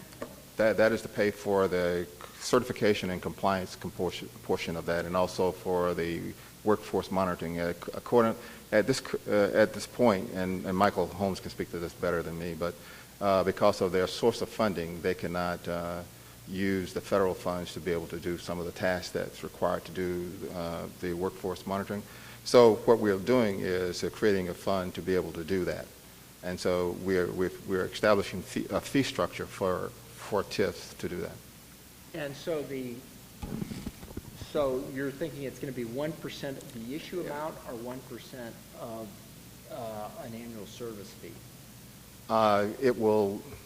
We haven't divided it up yet, but the total amount, including what we're currently doing and what we anticipate doing, will be a total of 2% for each TIF project.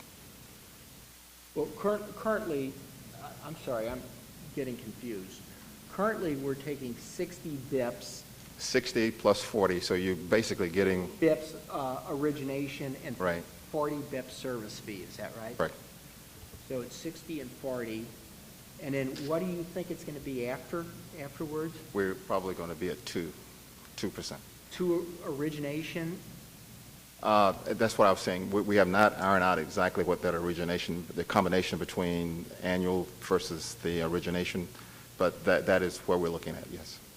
But, I mean, the reason that we have not is because we are going through some of the analysis that you're suggesting that we do to understand how that impacts potential future projects as well. Okay, now are these fees, are they by ordinance or are they by, who sets those fees? They are not by ordinance. I believe the ordinance basically just directs the SLDC and Slate to establish a fee in order to accomplish the task.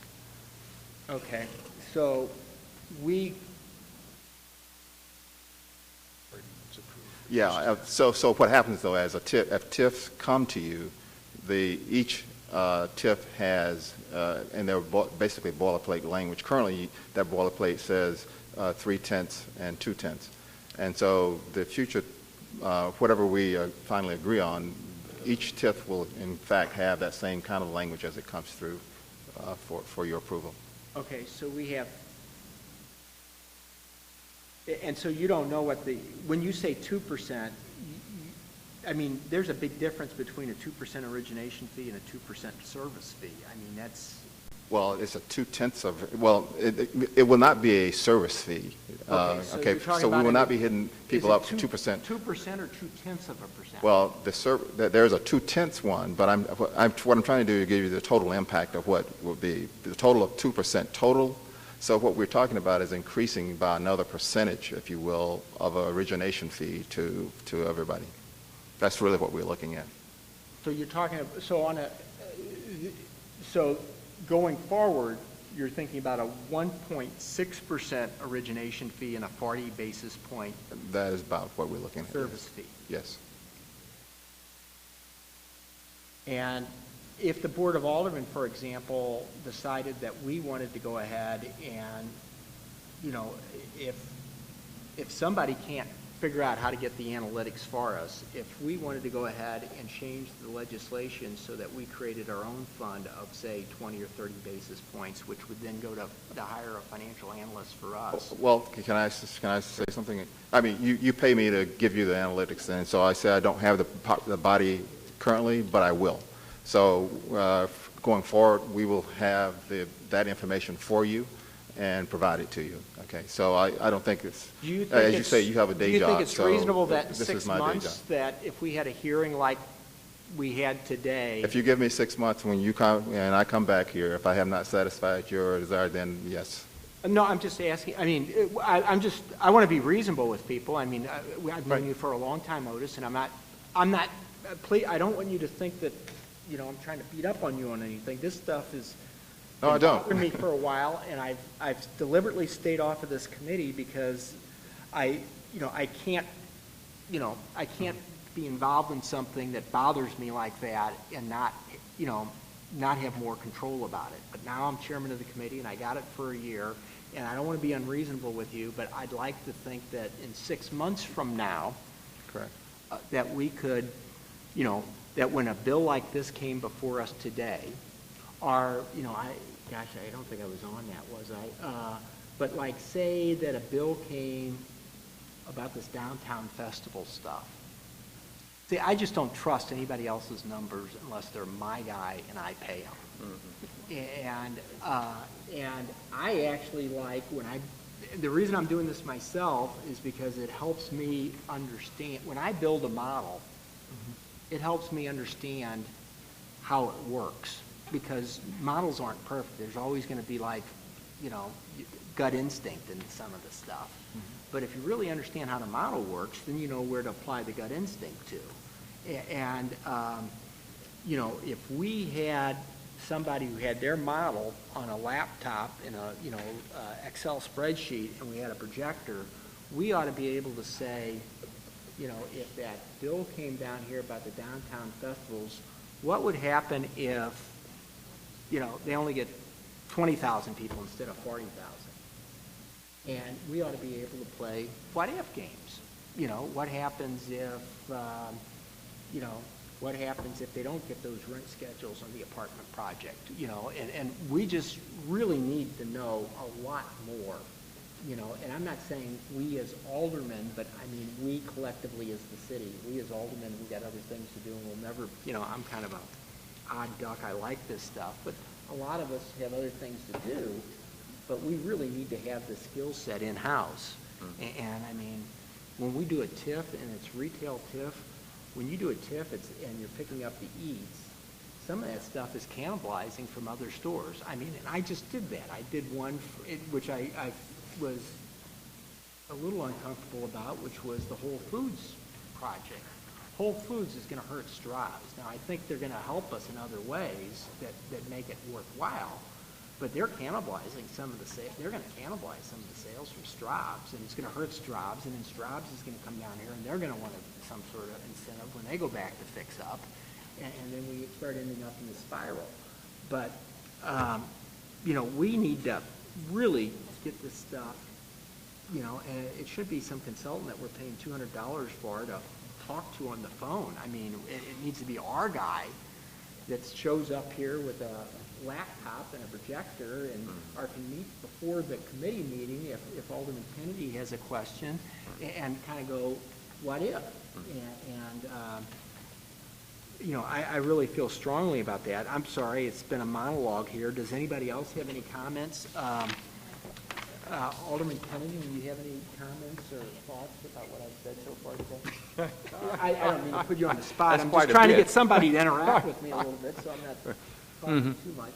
No, I'm following your train of thought, and I do think certainly that the board requires some additional type of staffing to be able to do these types of analysis. And I agree with you. You know, you have more confidence, of course, in the person that you have than always having numbers thrown at you from other people. So I think I'm following you on certainly on that portion and the need to have, you know, some overall strategy. So I'm following you. I'm with you on that. Mm-hmm. Alderman Clark, any comments at all or thoughts? Or? Yeah, I've got 2 pages of notes right here. I wrote down everything you said, Joe. That's what I like, you know, somebody listens. Hey, I've got notes. I like the concept of us doing a cost revenue analysis of each project. I think that's hugely important. I don't think, you know, I understand your point. Are we paying this guy? Is this our guy? Can you crunch the numbers? It would be great if we just paid him $200, but I think we're going to have a lot more than that. So looking at a fee structure so that we accomplish all of our goals, hugely important. We decided to structure this process this way because the comptroller needed additional staff. She pays for lawyers to vet these projects, as SLDC is supposed to be doing the same. Are we one and we do.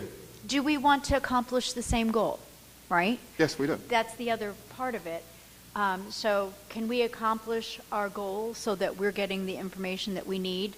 Sometimes I do think that the numbers that we trust, when I know we did Gravois Plaza 13 years ago, whose numbers were those? Were those our numbers or were they the Real Estate Investment Trust? That's a really good question, right? They're our numbers. They were our numbers. Our numbers, and how are we meeting them? Well, we went into a recession.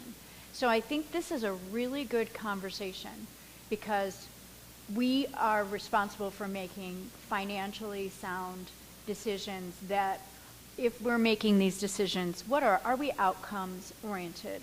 Are we results oriented? Are we missing the mark? And so I support you in this endeavor and I will follow your lead and I'll be on the committee if you like. So. Thank you. Any other comments, Alderwoman or Vice Chairman Davis? Well, I just think it's great. I've been wanting this for a long time, and we've talked off and on about it, but until we get a handle on where we're going and what we need and how we're spending our money directly, at the end of the day, it's really going to help each individual alderman and what they do and how they have conversations, and most especially new people when they come in. Because when you throw all this stuff out here, it's complicated. It's really complicated. And you guys do your job well, but at the end of the day, it's more helpful that we even understand it better too, and that we have a goal for the city. And that's the part that I've really tuned into, because I've watched other cities and states do this, and they've gotten to a point where their citizens don't pay taxes when they buy a car. They don't pay personal property taxes. They don't pay to go to any entertainment venue because other people who come to their cities and come there regularly and spend a lot of money spend enough money where we don't have to tax our people. So that's, those are the goals that we should be trying to achieve, that we can continue to make enough revenue and make more revenue, that we can offer more services and offer those services either at no cost or very low cost. And that's why our residents were in shock when we charged them for trash pickup. All these years, St. Louis City had held out. Ever since the inception almost of most other cities and municipalities, they had been paying for trash pickup. People didn't know anything any different. But we have been able to have great revenue, and that had changed. And so many things have changed. So I like this idea of having a handle on the TIFs and the tax abatement, so that when you're having that initial conversation, there are no misunderstandings. You don't have to be beat over the head with 99 people calling you on somebody's behalf will you approve something? No, here's our policies, here's where we are, this is what we can offer. Thank you. Alderman French, any comment? Yeah, so I sincerely appreciate the comments of the chairman. I would love to see the committee become more active. I think we've been passive for many years and just kind of accept what is brought in front of us. I also appreciate the comments about concentrating on neighborhoods as well and development in south neighborhoods and north neighborhoods. I think it's clear that the strategy for over a decade, at least in the city, has been to concentrate development efforts along the central corridor from the Arch all the way through to WashU. And as a result, though, we've really built up that area into a very strong and beautiful area. But as far as where people in the city of St. Louis live, St. Louis citizens live in neighborhoods, not necessarily in the central. We live mostly south, many north, and the services in those neighborhoods have continued to drop for many years. And what's happened is that while we've built up the central corridor and increased the population of the central corridor somewhat, we continue to bleed people from neighborhoods north and south. And so I think another way to phrase what the chairman is talking about is that we really need to focus on increasing demand, not just of our amenities in the city, which we have quite a few, but also of our neighborhoods and places to live. Improving public transit will help that. Improving the infrastructure in many of our neighborhoods, which have been neglected for many, many years, is going to help that. So I just think that when we talk about development in the city and improving the city, we have to keep in mind the two constituencies that we serve. We serve those that live outside of the city limits and come for our amenities and leave a lot of tax dollars here. But we also have about 330,000 people who still live in the city. And if we continue to neglect them, we're going to find ourselves with under 250,000 and falling as more and more people just decide to move out. So yeah. Something you said that when we go ahead and we subsidize, when you're subsidizing, in essence, what you're doing, when you're creating a public subsidy, you're in essence, competing on price. You're saying, hey, I want to be cheaper. And that's fine. We have to worry about competing on price. One of the things that we need to do a better job of is understanding how our product is priced relative to somebody else's product. So we kind of need to know what it costs to do business in Clayton versus downtown, and we need to know what it costs to operate a warehouse in the city versus operating a warehouse. And that's part of your, it's, when you do a business analysis, it's called SWOT, your strengths, weaknesses, opportunities, and threats. And you go ahead and you do that comparative analysis, and we should do that. So what the way you start off is what's our strengths, weaknesses, opportunities, and threats of the thing that we want to focus on. And it might be, downtown office market, because that's a really profitable market. Or it might be having a stadium in downtown. But then what you do is you go ahead and you figure out why would somebody want to have a stadium downtown? Why wouldn't they want to have a stadium downtown?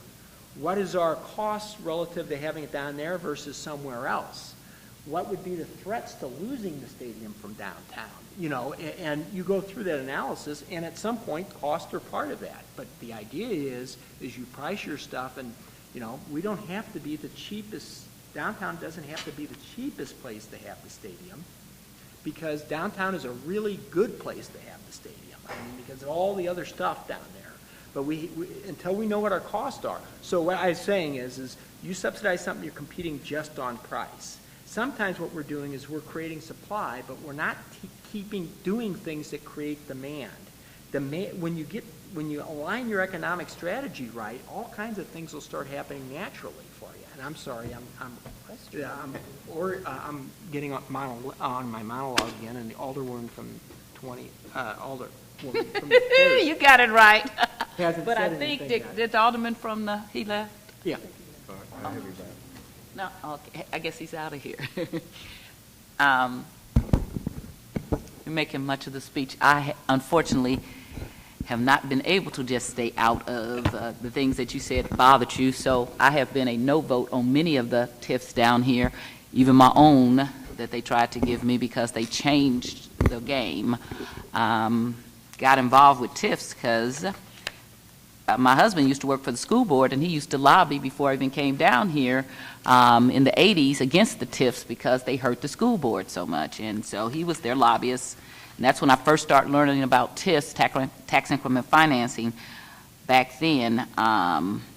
Was fortunate enough to represent a very kind of middle-class black neighborhood, mostly African-American neighborhood, that had a diverse population and really great things going on until the redistricting of 2001, which took my Class A neighborhood and put it in failing neighborhoods. That's the most ignorant thing that I have still seen down here, because nobody would think that you would take the neighborhood that was not failing and put it into 5 neighborhoods that were failing.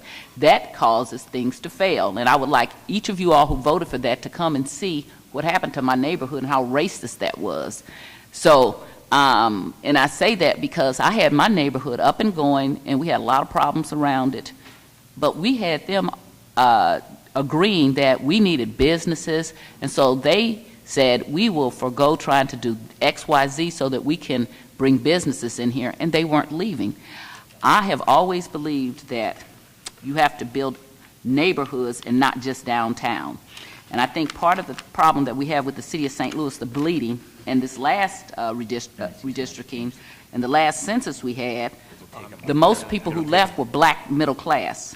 And that is because there is a dismissal of North St. Louis as though the only thing, the neighborhoods of North St. Louis that exist are low income. And so we have to build up the strengths in the central quarter and downtown so that we can keep this place. And there's also a race issue because we got to get more white people in here because we're not the majority anymore. And so this has been very irritating to me because we've always had a middle class population in North St. Louis in the neighborhoods, be it working and middle class whites that used to live there, the Irish, and then blacks that didn't want to go anyplace, that before there was integration, they were like, okay, this is where we are. We've bought our houses. We've stayed. They were in the 21st Ward. They were in the 20th Ward. They were in the 27th Ward. They were in the 2nd, some parts of the 1st, okay?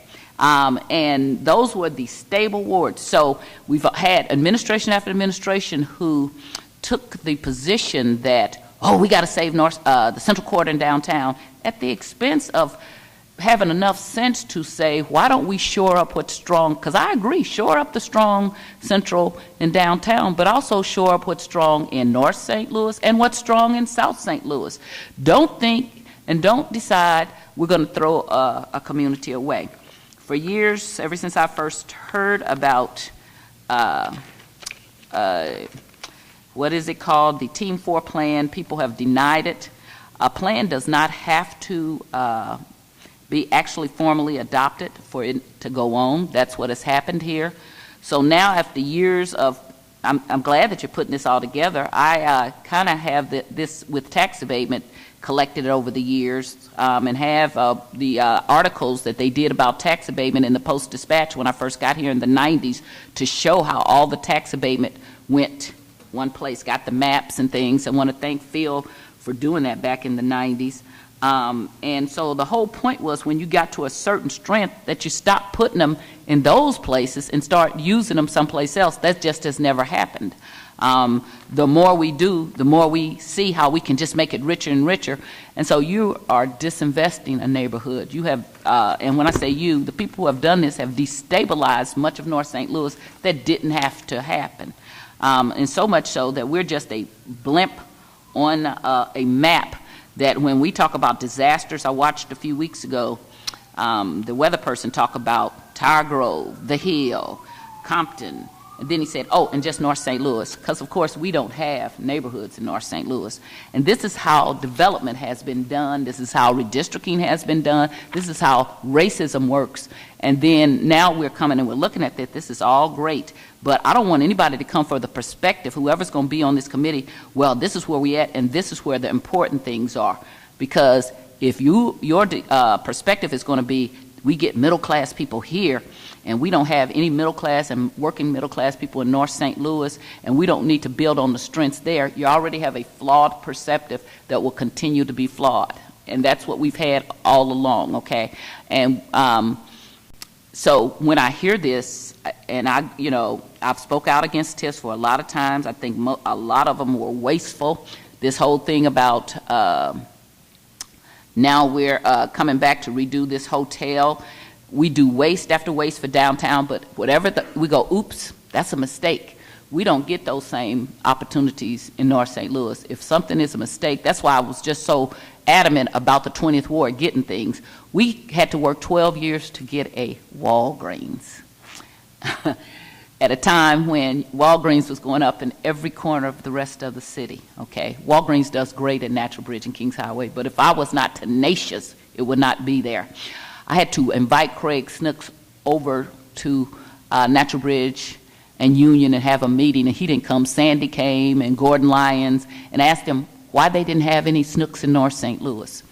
And I had lived in South St. Louis for 7 years, and I lived 5 years in Central Quarter, and I was so sad to hear people in North St. Louis say, they don't have Snooks in the city. Yeah, they had them, just not in our neighborhoods. And when I moved there, I was really outraged. And so tenacious to try to get a grocery store now. But Craig Snooks told me many years ago when I was having that fight with Freeman that about this TIF, that they intended to close all the rest of the Snooks in North St. Louis.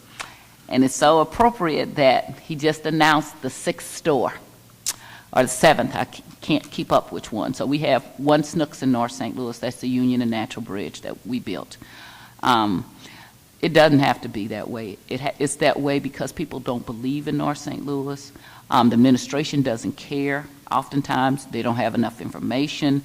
And so we are summarily dismissed. And the thing is, okay, people who can, hurry up and get out. That's the message. And so doing this now, if it's going to be from a perspective that the Central Quarter and downtown is strong, and that's what we got to work at, that's not a good perspective for me. We still have a lot of strong neighborhoods in North St. Louis. Mr. Williams, you know I get out there personally myself. When you guys tell me it's a problem, I'll go myself to see if I can help resolve it. And it doesn't have to be black people. The people I'm usually dealing with are white business people. I had a business person that we're going to meet later on today just question me and grill me about what the hell was wrong with, he's from Boston. And he just didn't know, what the hell is wrong with St. Louis? He said, he owns property on North St. Louis on Natural Bridge. Excuse me, I don't mean to interrupt. They tell me that they're going to have to change, I see Dave moving around, they got to change the cassette. So we're going to come right back to you and let you finish up, but he has to change the cassette so that we're in compliance with the alderman from the 21st ordinance. So we'll adjourn for 30 seconds. You're the primary sponsor. Take it. That's right. But you're the primary.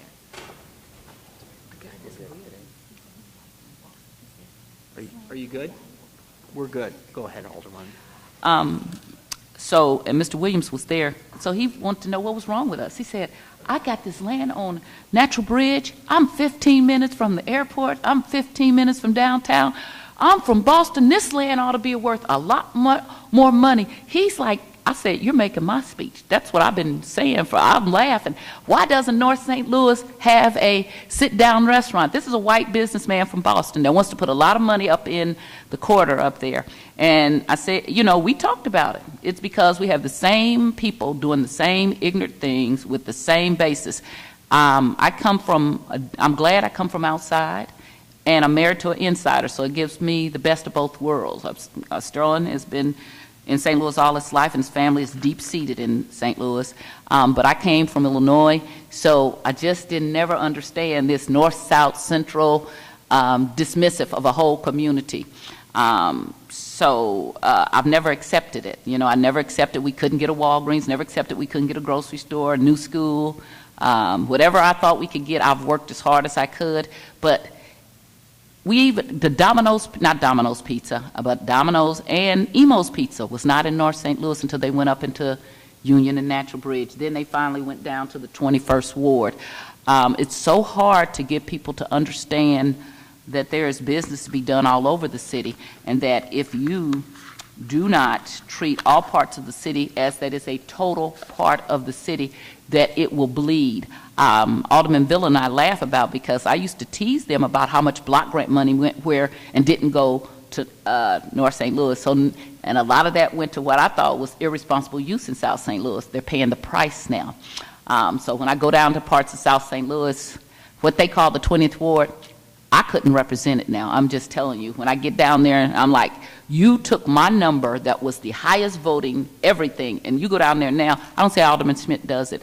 I couldn't even stay down there. So a lot of South St. Louis is paying the price because people were not smart about how we were doing development. I want to thank you, Mr. Williams, for working with me. I told you, I pledged whatever I can for North St. Louis. I will do it to bring businesses there. I am adamantly opposed to spending any more money without a north-south corridor. When I was here last time, we worked at Lexington School, had meetings in which oftentimes I was the only black alderperson that came there until the pictures got taken. But we talked about going down Natural Bridge and then meeting up in Gravois and meeting up. It is not fair, and it's also irresponsible of North and South aldermen that we let ourselves be split so much in that downtown and Central Quarter gets everything at our expense. I've only voted for one TIF since I've been down here, or maybe two, but the one that I remember is the Gravois plan, because I thought that was a very worthy plan. I know that it needed to be done. I knew what that neighborhood was struggling. I had lived south, and for many years I shopped at that, and I knew how it was, it really needed to be improved. But I wanted that same sensitivity from Southside aldermen who thought it was all right to tear up the 20th Ward. Y'all, every day I ought to look at your face. You used to come and look and see what you did, and you ought to be ashamed of yourself. I'm saying to you all who voted for that. And we also hurt people that if you were trying to get me, that's okay. But when you're hurting neighborhoods, you're hurting the community, you're hurting St. Louis.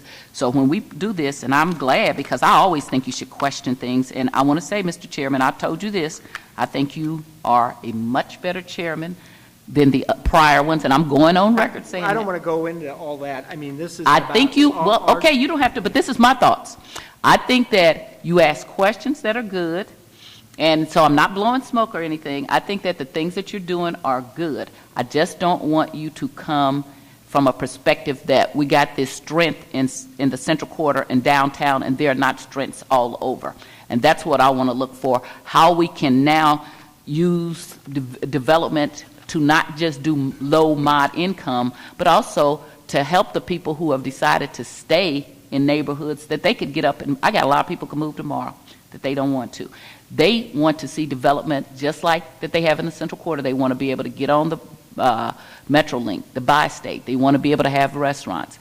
So when we're making these decisions, I hope that when we look at this big picture, we'll see that there's been a decided disinvestment in communities, that if had we done more of what we were supposed to be doing, we wouldn't be bleeding so much. Because at the end of the day, if we have all these wonderful businesses and investment, and we have a healthy Central Quarter and a healthy downtown, but South St. Louis and North St. Louis empty out, the Central Quarter will empty out again, because when I lived there was when they were emptying out. In the 80s, it was hitting rock bottom. And so they've had a lot of money to build it back up.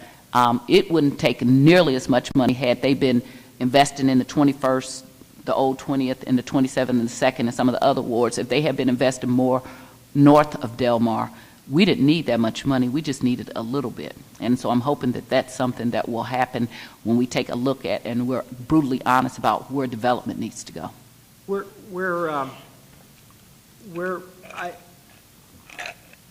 A couple thoughts. Where I would like to see this go at this juncture, this isn't talking about strategy or anything else. It's talking about understanding how revenue and expenses work initially. And that is the first step to developing a strategy. So you figure out where your revenue is and where your expenses is. Then what happens is you'll start looking for opportunities that the data starts screaming that this looks kind of a little funny, shouldn't we look into this? I'll give you an example. I had the planning division run all the zoning of all the vacant lots. And then what I did was, then I took a look at the percentages of all the vacant lots, And this was, I thought, was kind of an interesting number. A third of all lots that were zoned for 4 families are vacant. Now, a third. On the other hand, things that have unrestricted zoning have very low vacancy rates. So what does that tell you? Well, it tells you that there's not much demand for 4 families, and there's probably a whole lot of demand for unrestricted zoning, which is really a detriment. Maybe one of the things that we should take a look at is how much revenue are we getting from unrestricted zoning, and maybe we can take some of that revenue and figure out a way to incentivize 4 family. But you got to, the devil's in the details. You got to go ahead and figure out what it costs for vacant lots. Should we have a vacant lot fee, or a surcharge for vacant lots in the city? So what we go ahead and strategically increase, that is in essence speculation. When you go ahead and you let somebody get their taxes cut by not taking care of a building and then eventually tearing it down and then owning that until development comes along, we are subsidizing speculation. That's right. And, now, do we want to go ahead and do we want to increase the holding cost or the speculation cost? In essence, we're creating, do we want to increase those costs? If we increase those costs, then those people may dump those properties on LRA, and LRA costs may end up exploding. So we have to kind of do that analysis, but then we may have freed up enough property to turn around and resell it, or actually give it away perhaps to be developed. But all of that stuff, you can't say that until you actually dig in and have really good cost accounting numbers, which we don't have right now. And we need to get all that stuff coordinated. So I wanted to say that. So this is... Can I ask you a question? How do you then account for, LRA, which is state-based, and also the law for Mr. McGee? Okay, so wouldn't we have to then be dealing with... I don't know very much about, Northside. Not just Northside, but I'm just saying LRA, a lot of the problem with LRA is it's not under, even though we go over there and say what we want or not, that was created on the state. We can figure out what their costs are, and there's ways that we can deal with that. But first, the idea is figure out where the money and the expenses are, then, you begin analyzing that, and then you start seeing there's potential, not an opportunity, potential for opportunity that then you then dig down and do a deep dive on to see, and then you may even run it on a test basis because you don't know if you want to roll it out citywide because the law of unintended consequences. You go ahead and you do something like that. We go ahead and create a vacant property fee, and then all of a sudden LRA ends up getting all this stuff, and it ends up we created a nightmare instead of solving a problem. So you have to be very careful about the law of unintended consequences. But if we go ahead, then we go ahead and we drill down, we start finding some stuff, we perhaps run a couple, some more analysis, and then we go ahead and say, hey, this might make some sense. This is a strategy for real consideration. And then ultimately, as a legislative body and the mayor, we go ahead and adopt the strategy then. And what I envision happening out of this is that we end up with 10 or 12 or 15 ideas. We drill down and throw half of them away. We say the other half are halfway decent, and then we pick 3 or 4 or 5 of them. That we can politically come together and have a consensus that says that this makes sense. And I'm saying this without having looked at the numbers yet or anything else, but that would be kind of the process that I would see us walking through. So we're not talking about any policy right now. We're just talking about understanding and starting to develop opportunities for strategies that we would then periodically report back. Now the real challenge is, and this gets back to what Alderman French said and you said, when you go ahead and you make things better, you create demand. When you create demand, prices go up. And now you're talking about the whole gentrification argument. And I've had this conversation with Alderman Kennedy. I mean, you can make things better, but prices go up. And when prices go up, taxes go up, and it becomes more expensive to live places. It is a hot argument in many neighborhoods, and every alderman's going to have to think about dealing with that. I mean, as prices go up, taxes go up, gentrification goes up because demand goes up. And I've had this argument with some of the income, we have tried to mitigate that in my ward by going ahead and recruiting MHDC developments that would create affordable housing, and we've done that. We haven't, it hasn't gone away. We've attempted to ameliorate it, but the reality is there are not enough federal dollars. There is not enough money to go around to create, to solve, the fact that there's inadequate housing. And when you go ahead and you create an environment that creates demand, one of the natural forces of economics is prices go up. But I don't oppose that. And we're not there yet. We don't have to have these discussions, but it's something that you go ahead and you start building a strategy that can be a concurring event. So I'm sorry, and it looks like... No, I'm just saying I don't oppose that. We have the opposite problem, okay? So the people in my community want the prices to go up. They actually are going to come back. This time we are putting together a group of people who are going to fight what they are, our tax base, okay? They don't like the appraisals, and so they want to pay more taxes. They know their houses are worth way more than what they have been told, and they're willing to fight. So we've put together a group. I think that's what I'm trying to tell you, that we have sort of the opposite. I know Alderman Kennedy is kind of a bridge between our neighborhoods because he has part the Central West End and part North St. Louis, and he really lives in the Central West End. But those of us who live in North St. Louis, who live in middle-class neighborhoods, we want to pay our fair share of taxes. We want our prices to go up, and we want it to be middle class. And what I tell people all the time, and so I'm saying this right here, is that everything in North St. Louis, so I'm going to quote Vince Shamo and get in trouble, but you can't have everything in North St. Louis just be tore up, and it never was in the first place. And so my fight has always been, and because you were here, I did the Conservation District back in '92 when no other North Side had did it, and I took the hit for it, and because I understand zoning just a little bit more. And so my push is always to keep middle and upper middle income, not to push poor out, because, see, I differ. I don't think gentrification has, because I guess I've been doing rehab for a long time.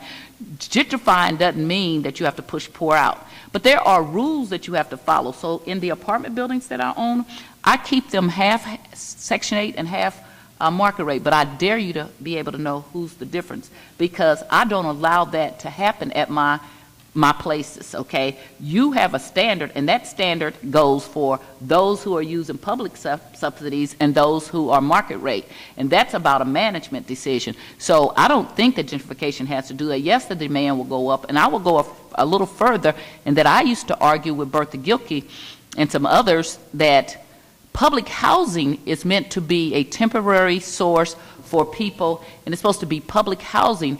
And also, public housing is not going to be on the most expensive land. And so people will say to me, well, we were always downtown, and so now this property has become so valuable that they're moving us. Yes, that's going to happen in business, okay? What I don't like is that we subsidize that to happen, okay? But to just say, this is my home in public housing, I've always disagreed with that. That I don't think it was supposed to be permanent. I still don't agree with that. I help my tenants who are good tenants, I help them get habitat houses. I help them fill out the application. I teach them how to be good tenants. I do budgets. So I'm not pushing for there not to be gentrification in North St. Louis. I want it to be in the neighborhoods, and that helps everybody, and it helps the person who maybe lives the block down, who maybe can't afford to live in the 4900 block. I tell them, make the 4800 block so good that it's like it. So I differ a little bit probably than Alderman Kennedy on my outlook on gentrification. He didn't say one way or another. Okay. We had a discussion, I mean, I have worked very long. I have a fair amount of success in my ward, and I would like to begin thinking that some of the things that we've done in our ward in my ward can be expanded to the wards to the north and south of me. And so I've been having some discussions with him, and I'm trying to tell him the good, the bad, and the ugly. The good is, you get a lot more development. things get nicer. I can't remember what the name of the movie was, but it was, I was watching it one day and I was like, man, how true that is. They had a scene in the movie where it was actually a middle-class white neighborhood, and the yuppies were moving and the prices were going up, and somebody was complaining about the prices going up, and the one guy says, yeah, what they really need is a good murder around here, and that'll go ahead and get the prices back down. I mean, you want to go ahead and have cheap housing, it's easy. Just strip services away, and Oh, yeah. and you'll end up creating the housing of last resort. If you really want to have great services, and it's not going to be it's going to go up. I'm sorry, the alderman from the 21st has been Just to kind of echo some of what the alderwoman from the first said. First, you're right, is that you start stripping away city services, you reduce demand, and property values will drop. In my neighborhood, which is next to the first ward, we are in the middle of a crisis right now because property values are dropping so dramatically. A house a block away from my home, a beautiful single-family home on the 4500 block of Holly, one of the best blocks over there, historic home, went on the market last week for $35,000. Thank you. And I'm about to buy it. I'm meeting with the realtor today. But that's a really bad situation, not just for the city when property values, which is a measure of demand, start dropping. Absolutely. But also for the individuals that live over there, because for most people, their biggest asset, where most of their wealth is kept, is in the value of their home. And so what we've seen in our area, and this started with the recession, which really precipitated this huge drop we've seen in values, we probably had 50% of the wealth eliminated in those areas, because most people's only wealth is their home. And so we've seen about 50% of the wealth eliminated in those areas, which reduces the opportunities for especially the older homeowners who do own their home flat out to even be able to move. And so they feel trapped. And so one of the reasons that that a lot of us are so vocal about the level of police protection, the level of park service, the level of trash collection, is that when we reduce those services, all we're doing is helping to reduce values and demand over there. And then it creates, you have so many people who do have the opportunity, they move out, they find cheaper, better housing either in the county or in newer buildings that are low income being built in South St. Louis or other neighborhoods, and so it helps vacate in these communities.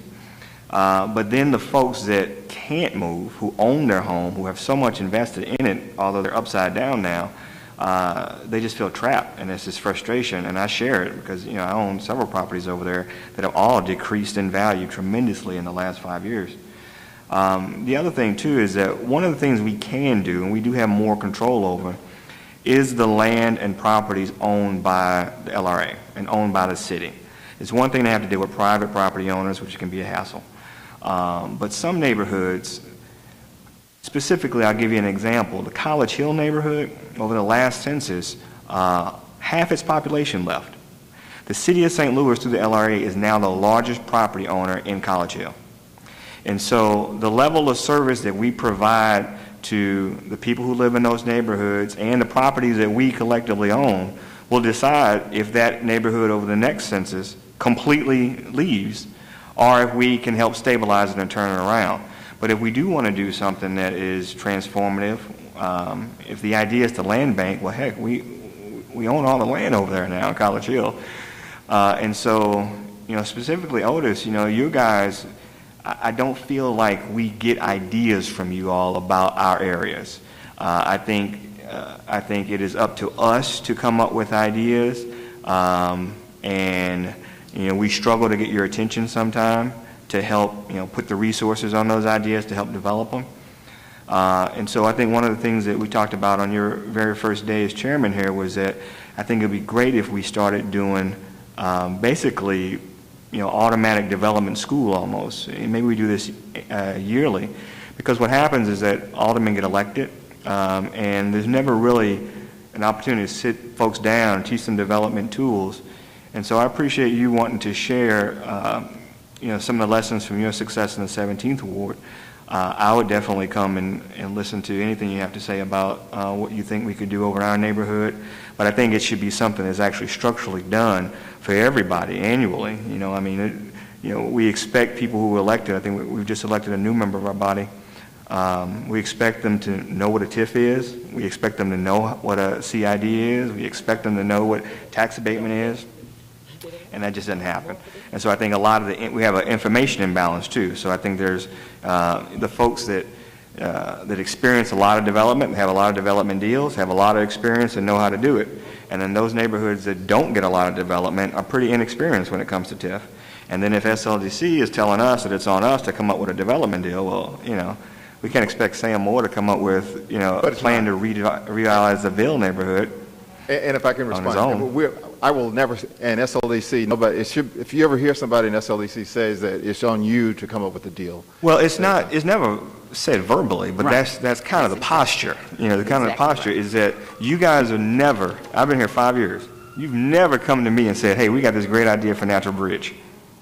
Well, we started off with, if you recall, we did have a session about what it might look like with some streetcapes. I started that, if you recall. I specifically asked you guys to come up with some renderings. If I could, I don't want to get this into, I'm going to ask everybody for two things, and then I'm going to try to respond.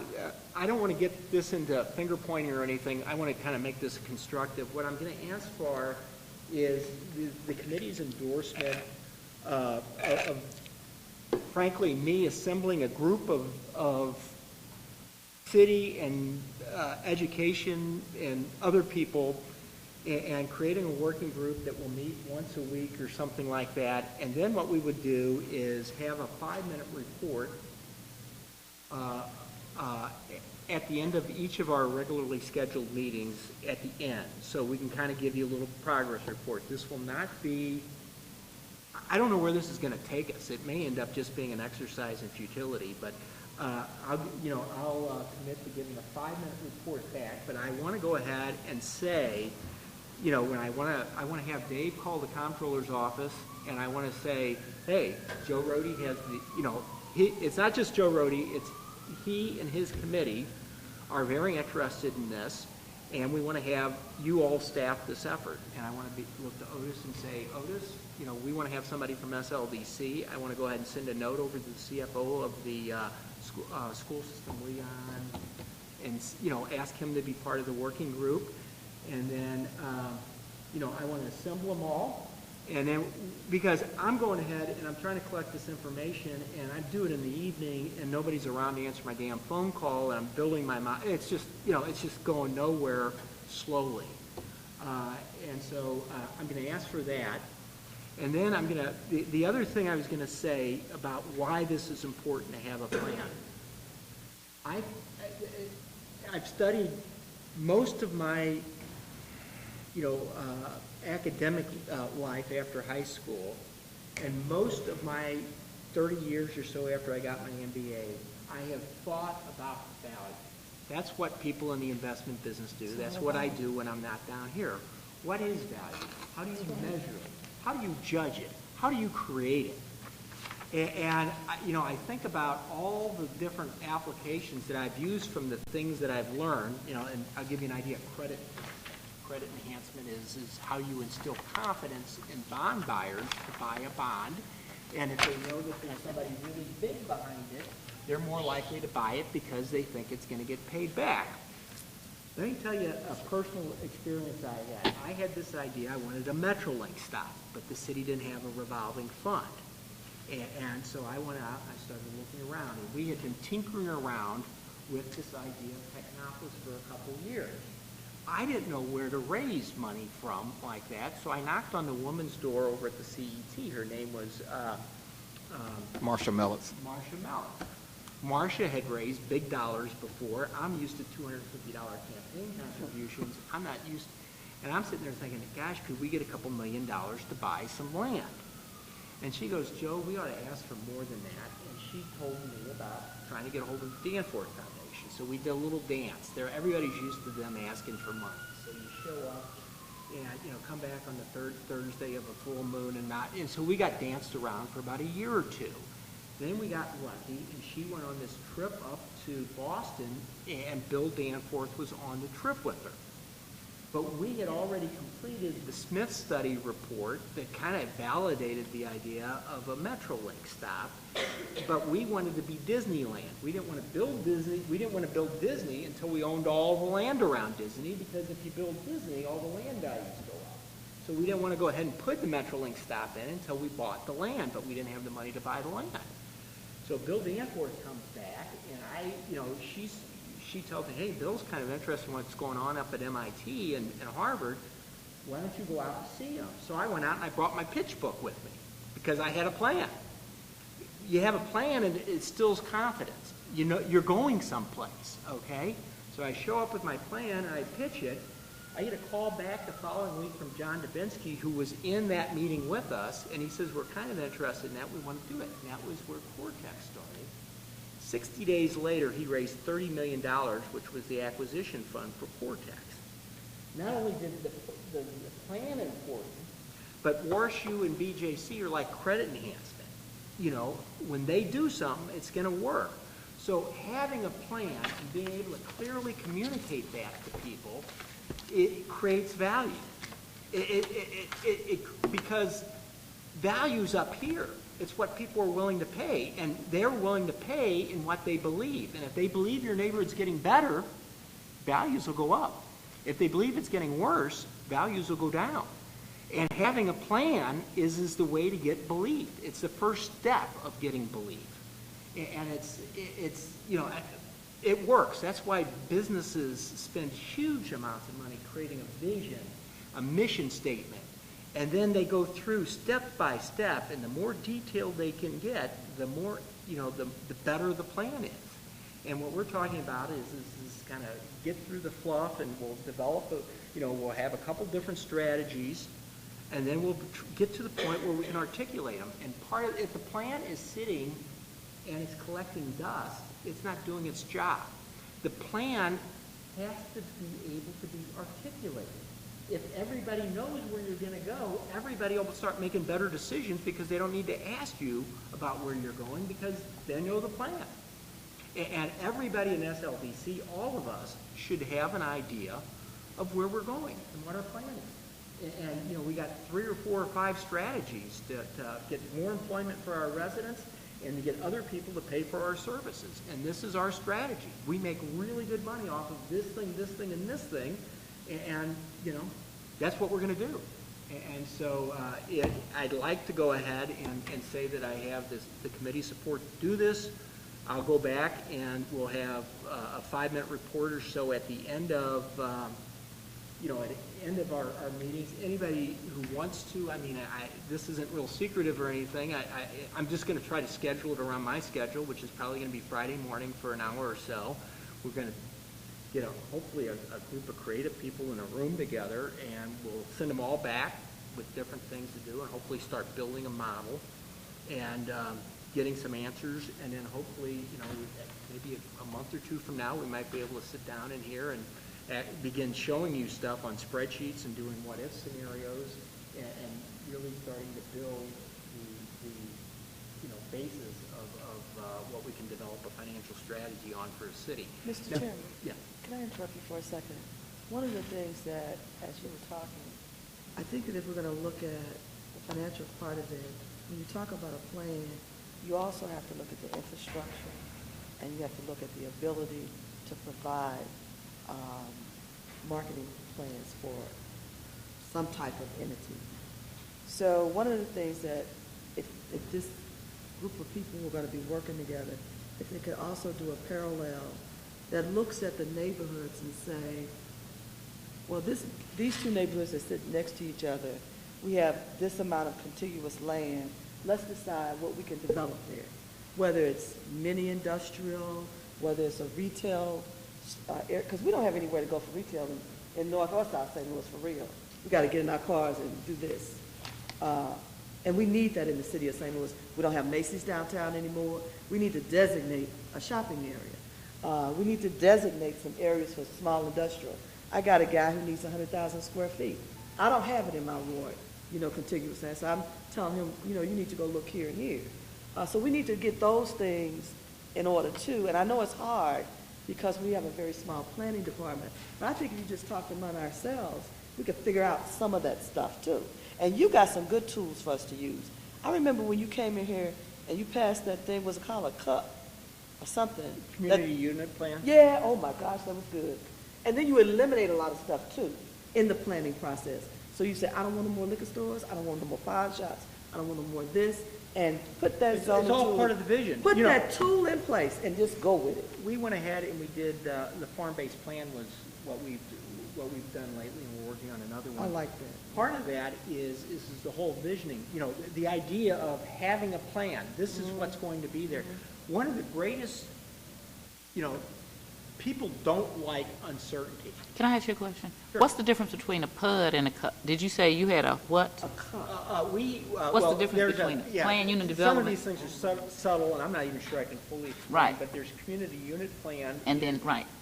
And then that gives the sponsoring entity the ability to kind of short circuit some of the zoning stuff in the city, if I'm correct. But I thought PUDs also did that. Is that? Yeah, I think there's subtle differences between the two, and I'm sure I'm not really probably the best one to explain it. I don't know the. Sterling did his master's on PUD. I typed it to sit there. I'm familiar with both the PUD, the cut, and so there are some little subtle, but they essentially do the same thing. Okay. And then but the form-based plan or the sustainable plan is yet another tool. But all of those things, people hate uncertainty. I mean, why do high-yield bonds pay high yield versus low-yield bond? Because you don't know if you're going to get paid back or not. So the more predictable, that's why zoning codes came around. I mean, the zoning codes give the existing property owners some confidence in what's going to go in next to them. So some people complain about regulation, and there can be over-regulation, but regulation helps create certainty. The financial markets are regulated. You have auditors and things have to happen. I mean, food's regulated. That regulation creates certainty. Certainty creates value. And so the more that we can go ahead and create a vision and give people an idea of where we want to go, the closer and gosh, if we can deliver on it, I mean, then all of a sudden your credibility starts going up and your value starts going up. So what I'm going to propose is that we go ahead and do that. I frankly really have enjoyed the conversation today. Thank you all for letting me rant a little bit. But, Mr. Chair, could I beg just a moment? I passed out something. I just want to explain what it is. I knew that we were going to have a topic about TIF this morning, but I didn't get into all the details. So I just put together a couple of talking points here. And on this, one explanation on the second bullet where it says 15% and 4% profit, that is speaking to the percentage of the value of the project, 15%. Generally, we don't like to do TIFs over 15% of the value. I mean, we have a number of them that are greater than that, but that's one of the check marks. And then we always look to see whether or not the developer is making more than 4% on profit. So that's one of the things. Have you ever looked at the TIFs, how they do them in Illinois, compared them at all? I have not. Personally, I have not. Okay, because I'd like to give you a copy of theirs, because I think they do it better, and it doesn't affect the school boards so much. Okay, so if you don't mind, I'd like to send you a copy of their TIFs. No, I welcome and their TIF law, actually. No, I welcome it. Mr. Chairman, if it's one thing that I think that would be beneficial if it just came out of this conversation is that a recognition that these things do cost something. I think too often we give out TIFs, tax abatements, all these incentives, and we feel like it doesn't cost anything, and because we don't feel it for years later. I know in Ways and Means we've been looking at some of the tax revenue we're giving up, for instance, with some excluding organizations from certain taxes. Part of the ballpark village deal, we excluded the Cardinals from the amusement tax, and the budget director tells us that costs us about $4 million a year now. Blues don't pay. The Blues don't pay it. So it's these things do cost something, and I think that's something that we should recognize a lot.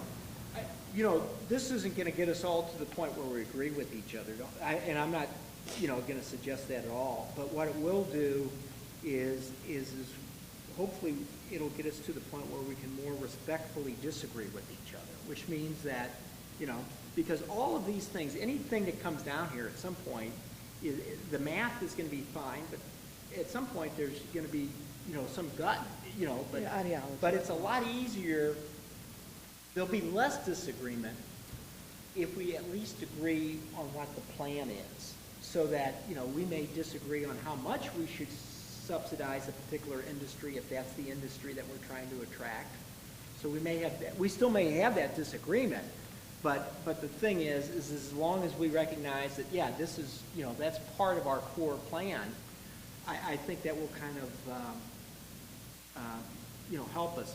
Now, I'm not trying to tell anybody how to vote or anything else, but until we kind of have this plan together, my intent is that we kind of do business as usual down here for a few months, because I don't want to go ahead and, sending a whole bunch of mixed signals to developers and frankly to our colleagues, because while we are the committee, there's 28 of us down here, and a lot of us are used to kind of getting our own way,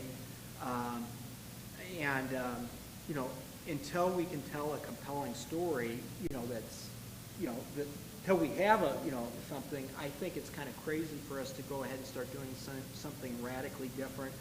I mean, I have been slowly in different ways cutting back. What I've done in my ward isn't necessarily cut back on the amount of the tax abatement, but Alderwoman, from the first, I think what you were referring to in Illinois that they do quite a bit of is much more TIF districts, which is when you go ahead and you provide an incentive to the developer, if your project costs are up here and your market value is down here, you've got to plug that. And so we have been plugging that with all kinds of different things. Historic tax credits, we've been plugging it with TIF, tax abatement, we've been plugging it with all kinds of different things, sometimes block grant money, so it's, all kinds of things. What we've been trying to do is initially take a little bit of that incentive and redirecting that back into a public improvement that's adjoining the project. So think about what we're saying here. If we're talking about creating demand, and demand is making something nicer than what it was before, if I go ahead and I put a large building up on Euclid, I want to go ahead and not give all of the incentives back to that particular developer. I want that developer to go ahead and invest in street lights or sidewalks to make the whole stretch of Euclid better, and thereby increase the value of not only his own building, but all the buildings around him. So that, in other words, we're having to grow the base. What's happened here, and we got it coming before us, and I don't want to get too vocal about this because I got some other things I'm trying to work on down here, but what happens is we continue to increase the tax rates in this city, and we're not doing a good job at all of increasing the tax base in this city. And you can end up in a situation where you're in an incredibly downward spiral, and I think we're tinkering very close to that, where your tax rates get so high that it creates disinvestment, and it ends up reducing your tax base because the tax rates are too high. And since I have been down here, we have added probably 6 or 8 additional tax increases, and that's a result of our tax bases decreasing. And some of this stuff is relatively easy. It's algebra. I can sit down and spend a few minutes with you. But when I go ahead and I make a public investment, I think, gosh, if I got $100 million worth of real estate on that block, and I spend $1 million in infrastructure, how much value do I think I'll create? How much will that $100 million go up in value? And if it goes up, it's simple algebra. It'd take me a minute to show you it, but if it goes up a certain amount, the base will go up enough that the existing taxes they'll pay for will, if you present value that, is worth more than $1 million of the payment. And so in essence, what I've done is that I spent $1 million and I'm going to collect it in future tax dollars because values have gone up. Alderman, and the reason why I brought that up is because my original TIF that was going to be at Union and Natural Bridge when it was 30 acres, Christopher Grace set that up so that not only were we going to have the 30 acres, but he also put, the way his TIF, he set it up, we were going to do some housing and some other things, just what you're talking about. It wasn't, we couldn't call it a TIF district, but it was as close as we could get to doing that, since we don't have the laws on the books in the state of Missouri. But we can do it. We have examples of TIF districts that we have here already. So it's an appetite suppressant that has sort of kept us from. It has been, when I initially approached it, there had been one of them done. Now, we have one in Lafayette Square. Lafayette Square was the first yeah, one. Now, Cortex is a TIF district, and so is right. Grand Center. Grand Center. But it's a, I mean, to get everybody was asleep when the Lafayette Square went through. Grand Center, you had St. Louis U, a former mayor, and a few other folks that were down here doing that. Cortex went through because I had like every heavyweight and imaginables on the Cortex board. Now, how is a small, fragile neighborhood group that's not particularly empowered going to be able to do a TIF district? It's not going to be easy to get done. And so what you end up having, what we've done was decided not to even fight the battle, but kind of create this kind of informal TIF district. And the hope would be, previously I had gotten pushback from the Comptroller's office when I posed this has been years ago. I've heard that there might be some changes of attitude. If that's the case, I would, you know, what's going on in Chicago is they have, all of Chicago's just littered with TIF districts. And New York is just littered with special taxing districts. And what it does is it gives each of these neighborhoods the ability to kind of begin developing their own plan and creating a little bit of their own destiny. Large organizations are great when you can achieve economies of scale, but they're terrible when it comes to custom production. And you know, it's sometimes good to break down complex processes into small, localized, grassroots decision making, because you don't have to go through the huge. It's more attractive for people to want to come and live there as well, because they feel like they have some control and some say so. So it's wonderful. That's why I represent where I Mr. Chair, can I just end by saying that while you do your committee thing, it is our responsibility to do all the things that you're suggesting. So we will be, you know, I don't want to say we're competing with you, but I take responsibility for doing all this. I would okay. like to think that we collaborate together, and you know. But I'd like to think that it's my job to tell you, to inform you all, and so we will get it done. Well, what I would like to do is, if there's no objection, I'm going to assume that I have the committee's agreement that I will go ahead and have Dave begin assembling the group and telling the responsible departments that they, you know, we need to get somebody there to show up, and then I will make it incumbent upon myself to report back to you all, you know, for 5 minutes or so, and hopefully we can find somebody to help us. Otis? Yes, sir. I'll tell you what I'll do is I will act as interim chair of this working group until such time as you get somebody, you know, that's going to be your client. I would like that you, I don't want you to, you got, you know, Otis, I really respect you got a budget fire that you're trying to put out every day. I'm hesitant to call you because I don't want to be bugging you. No, I prefer that you would. Just call me. Anytime of day and night, 7 No, days a week. you've always been responsive. I'm just saying that you don't want to sit in. If you want to send somebody, who was your numbers guy that came over to the first meeting with us? That was Charlie Hunt, but he's my controller, sort of takes care of the in-house finance kind of things. But I do have, as I say, we will be hiring someone who will. Okay, if you can go ahead and have somebody, you know, from your staff come over so that they can brief you on what's going on, and then when we need information, they can get you, and then we'll need somebody from the Comptroller's office, Budget Division, Planning, Don Rowe, and you know, this is a serious thing, and I mean, we just need to get all these departments to cooperate. It's exciting. So, thank you. If that's all, I'm going to go ahead and rule this as adjourned. Thank you all. I actually enjoyed our conversation. Joe, you can keep cutting me off. I'm going to keep on saying it anyway. Did I cut you off? You cut me off because I said that you're still the best chair. I've been down here for a lot of years. You keep cutting me off.